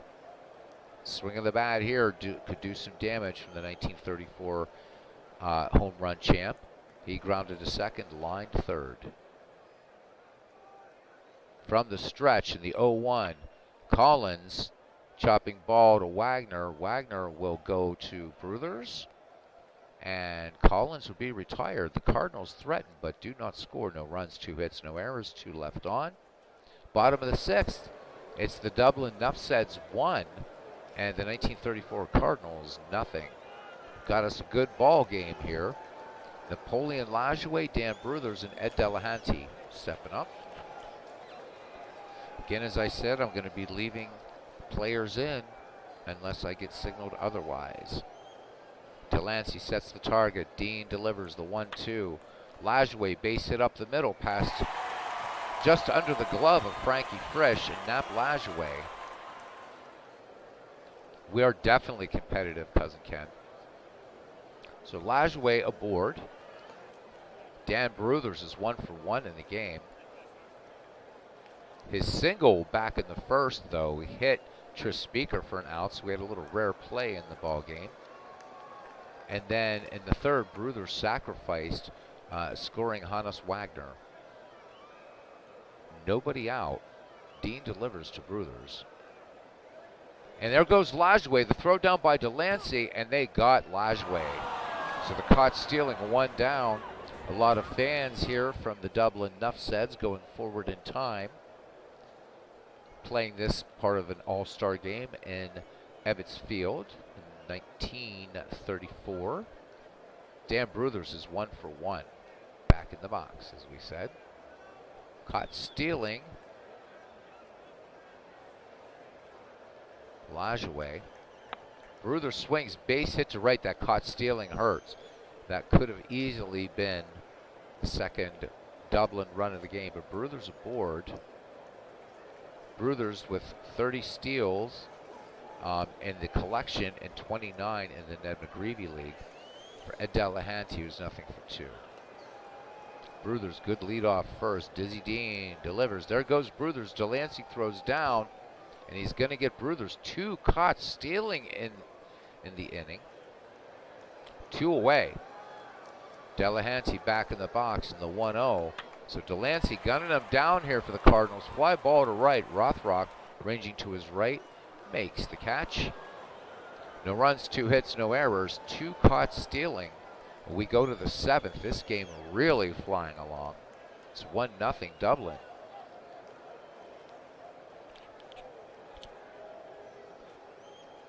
Jack Rothrock, Bill Delancey, and Ed Orsatti running themselves out of the inning. Absolutely world's worst gamer.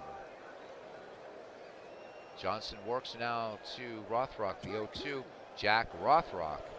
Hang up a K there. Just a little foul tip for a call, or for strike 3 back into McGuire's glove. 1 down. Walter Johnson has now rung up 4. Catcher Bill Delancey is nothing for 2. Johnson working on a 2-hitter right now, holding on to a 1-0 lead. Johnson winds and deals to Delancey, the 1-2 pitch fastball. Delancey, swing and a miss, could not catch up to the Walter Johnson heat. 2 down for Eddie Orsatti. Center fielder was grounded out and struck out against the big train. Here it comes, the 1-1. Fastball, Orsatti, little chopper to Wagner coming in. Wagner has it on to Bruthers, and Orsatti will be the 3rd out of the inning. 7th inning stretch. The Dublin Nuffseds 1 and the St. Louis Cardinals of 1934 nothing. Good ball game here.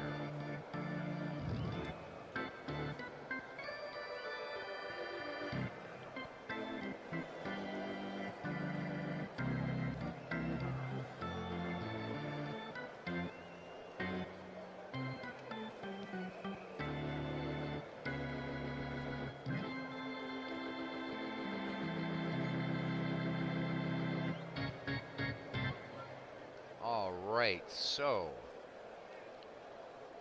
Mike Grady to lead it off here, third baseman for Dublin, will be followed by Deacon McGuire and King Kelly. Mike Grady has walked and has a bunt single. Dizzy Dean so far has thrown 76 pitches, and through 6, he has struck out 1 and walked 3. Righties hit 246 against Dean in 1934. Delancey with a sign. Oh, Diz into the wind in the 2-1 pitch. Curveball. Grady sends this one out to left field and right into the glove of Joe Medwick. 1 away. Medwick, of course, having a lot of fun in the 1934 World Series, Game 7. Could have had his own soda bottle collection. Detroit fans very unhappy with Ducky Medwick. Landis begging Medwick to leave the game. Medwick refused. Dean delivers to McGuire. Payoff pitch. McGuire chopper to third. Pepper Martin has it on the room service bounce. On to Collins, and that will retire Deacon McGuire for out number 2. So Dizzy Dean pitching effectively here. A pinch hitter for Kelly. All right, who do you want there, world's worst gamer?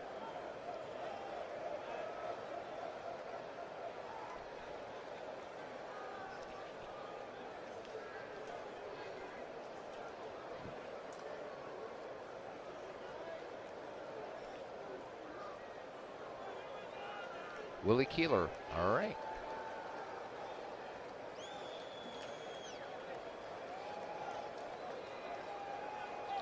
So Keeler will come in to pinch hit for Michael King Kelly.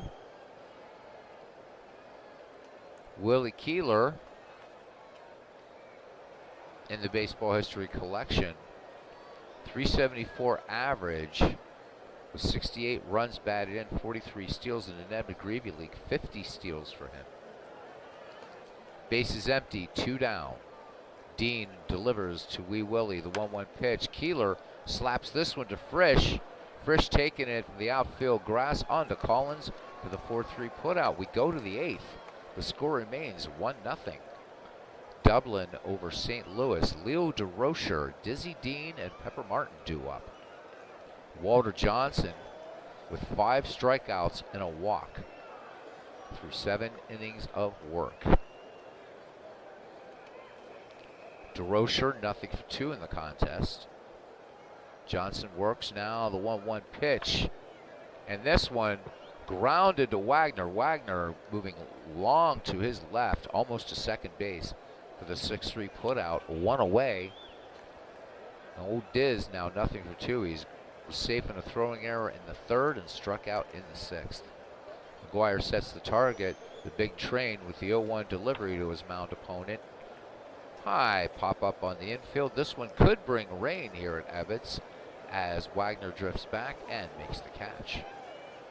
Out number 2. We're back at the top of the order. The wild horse of the Osage, Pepper Martin. 0-for-2 for Martin. He has struck out, walked, and grounded to first. World's Worst Gamers says you guys have to make some moves because mine haven't worked out so far. Clinton Park's in here.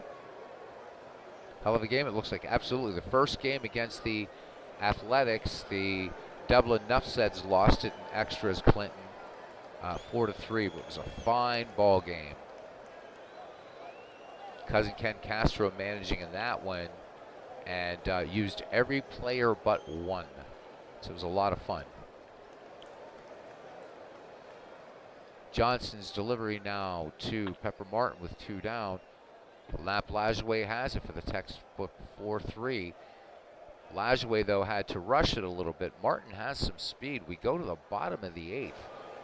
1-0.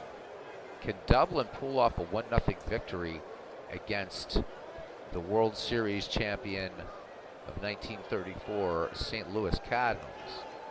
Oh, no worries, Clinton. Just glad you made it. Yeah, the first game was a lot of fun.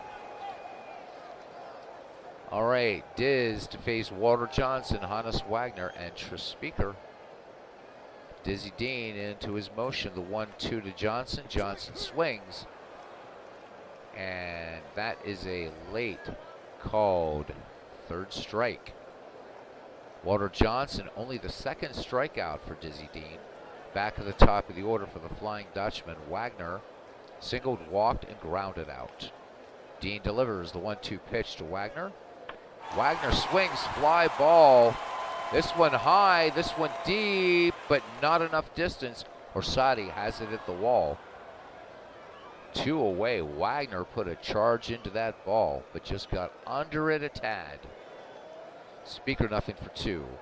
I'm assuming we'll be going off to Robbie's channel after this. I'm not sure. Again, Robbie very quiet. Dean delivers to Speaker the 2-2 pitch. And Tris Speaker called, oh no, chased this one out of the strike zone, so he expanded the strike zone for Diz. And we go to the 9th. St. Louis with 3 chances to tie it up. Walter Johnson looking for the complete game. We've only had 1 substitution in this game as opposed to a billion of them in game 1.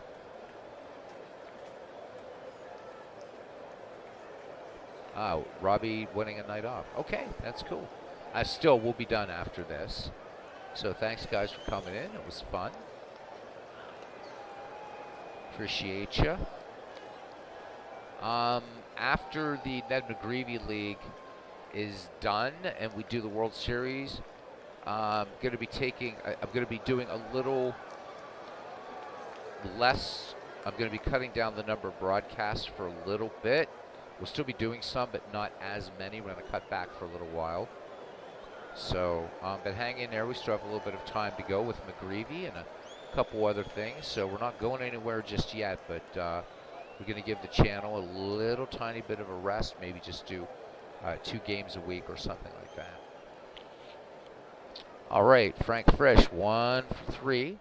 Singled back in the 6th. So, Robbie, you're going to have some evening baseball to fill in, buddy. Hope you do. Johnson now works to Frisch, the 2-1.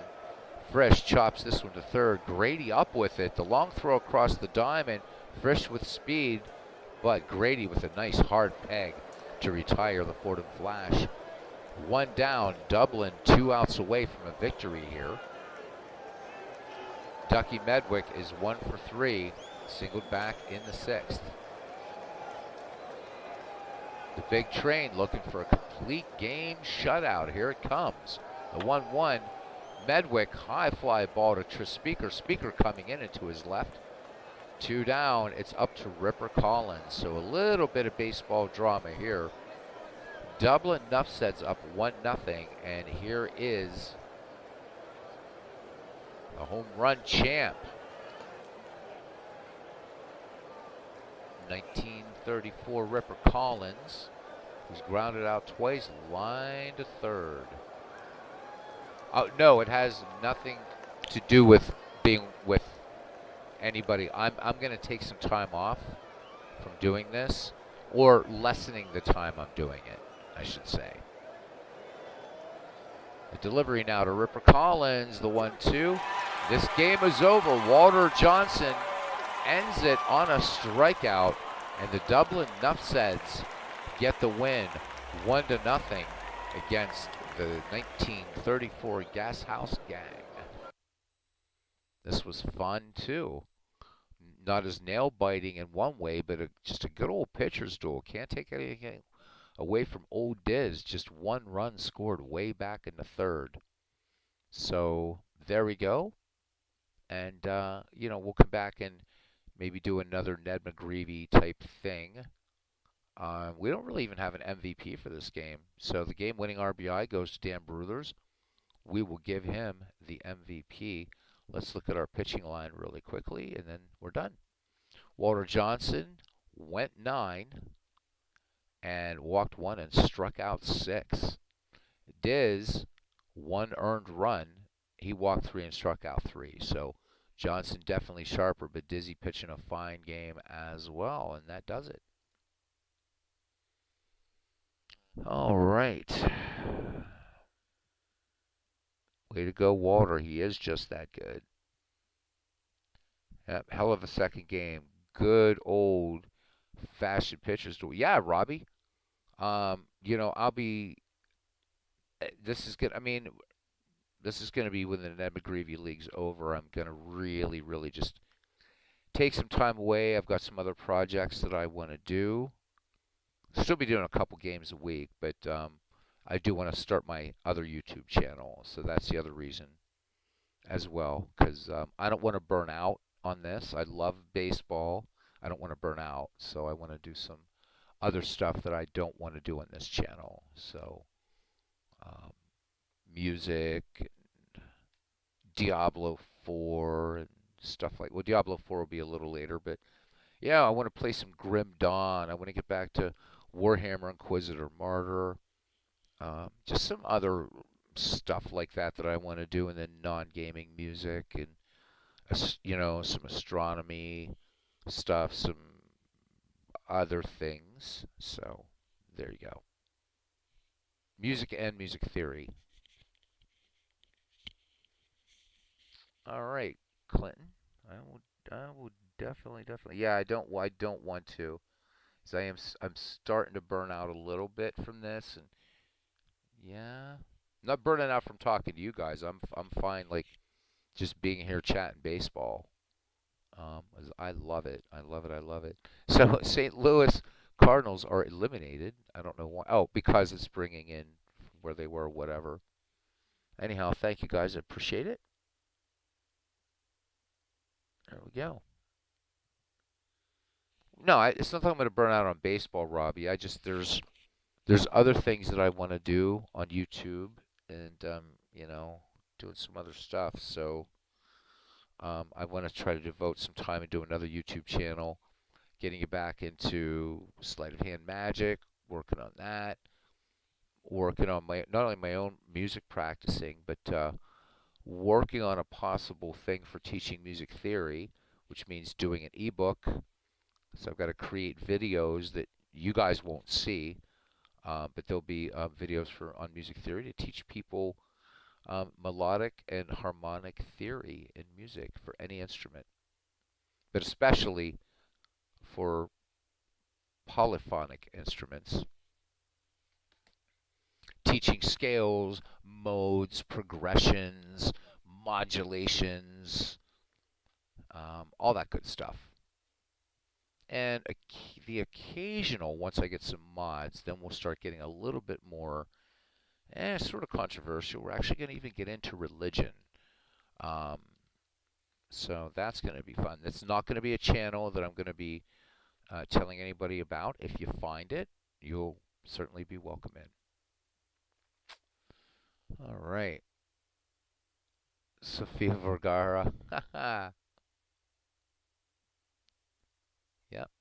But no, I mean, anything we have going, McGreevy is going to be finished and all that stuff, and we'll still do baseball. And it's going to take me a while. I honestly, guys, I can't think of another project right now. And also, I'm not going to go anywhere until we do our Negro Leagues. And then what will happen on this baseball channel is once Steve signals that all the teams are ready, then we'll ramp it back up to the Negro Leagues.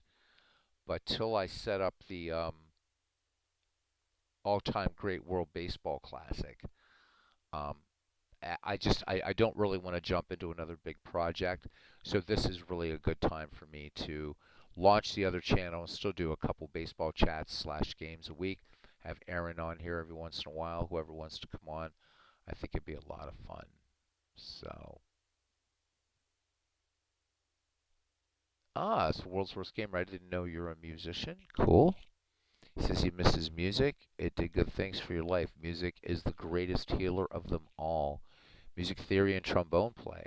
Well, some of the theory I'd be teaching would help you. I mean, trombone's a monophonic instrument, but certainly a lot of that's going to apply. I mean, chordal theory isn't going to matter too much unless you want to learn how to improvise over a major blues scale or a minor blues scale or what have you. But I don't know what I'm going to do. It's going to be freeform. I don't even have a name for the channel yet. I have no idea what it's going to be. But it's going to be fun. And I'll be starting with 0 subscribers. So I hope you guys will find me out there. It'll be fun.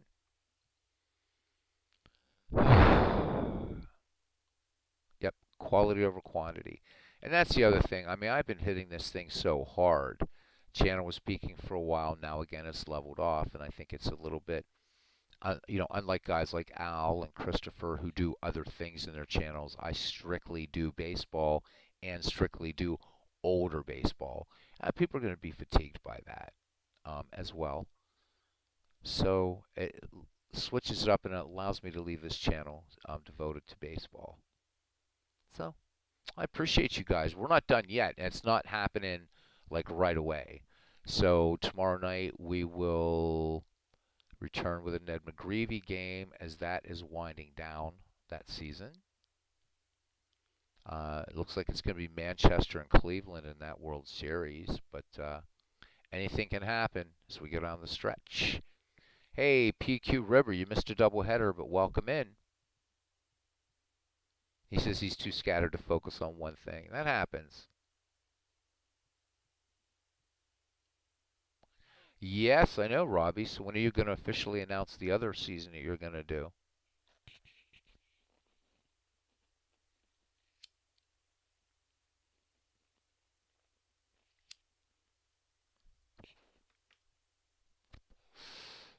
So he podcasts many crazy many topics. Nice. Cousin Ken says I got some surgery coming up in a bit, and I'll have a lot of downtime. So it's well, you can have both, Cousin Ken. Not going anywhere yet. So Robbie will be announcing a parallel thing that he'll be streaming, and he'll let you guys know about that tomorrow night. I mean, right now he's doing 1914 Federal League on Baseball for Windows.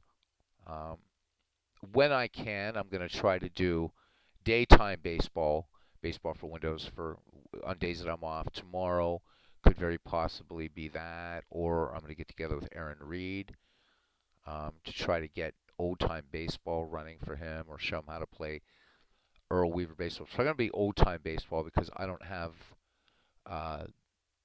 that drive plugged in. But we'll see, Aaron. Don't even know if you're still around. But yep, wife is giving him. Oh, oh my God. He's practiced with those movies, of the 24th letter of the alphabet repeated twice. All right, guys. Thank you very much.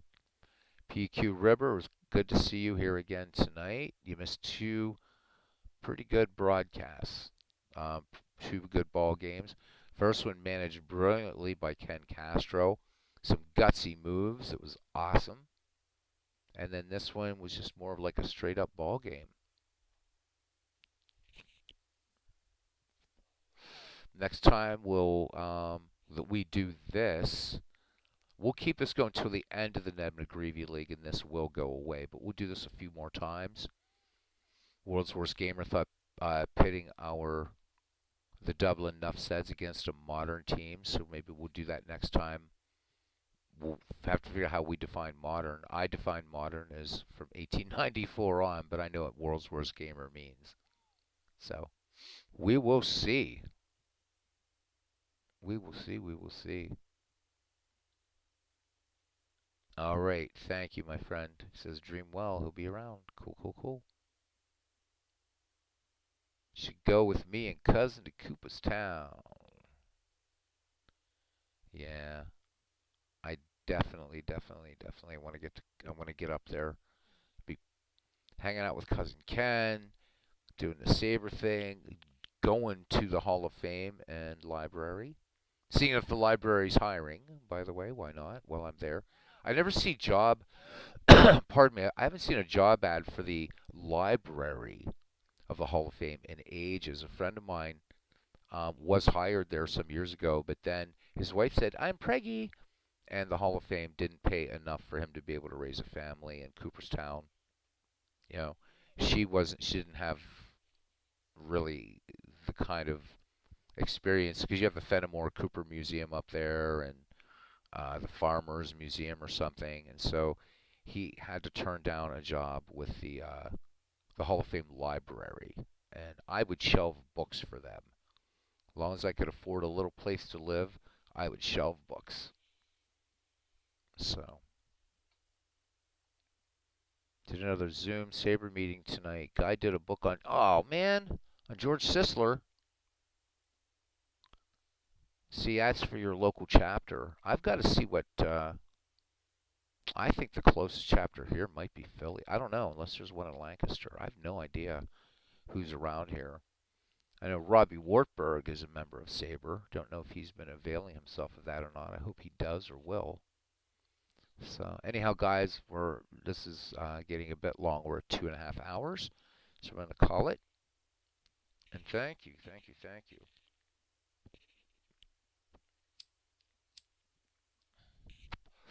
very much. Oh, so it was a Maryland chapter. You go to all of them no matter where. All right, cool. Yeah, I guess I got to get on that because I would have like absolutely loved to sit in on a meeting about a book on George Sisler, great player, as you guys know. All right, my thanks to Robbie Wartburg, to Cousin Ken Castro, to PQ River, to Clinton Parks. 60 people in the Zoom. I tell you something about George Sisler. How about it? All right, to Clinton Parks, to Pib99, who was here for a little while. Todd B was with us. Aaron Reed, Steve Tate, world's worst gamer.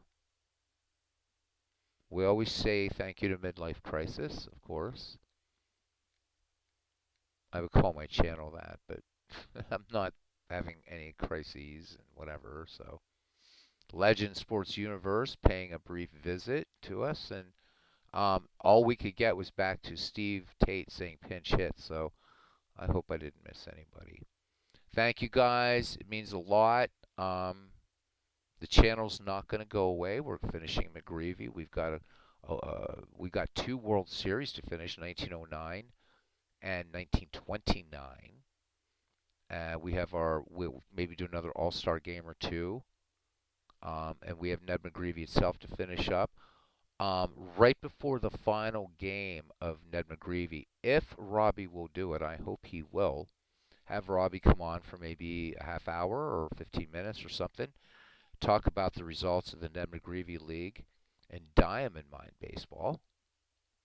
And then we'll play that final game, simulate a couple days rest, and then start the 3-game World Series between whomever's going to be in it. It looks like Manchester right now and possibly Cleveland. We'll see. Glad you enjoyed it, Robbie. Guys, take care. It means so much to me. I want you to know that. And see you around the batting cage.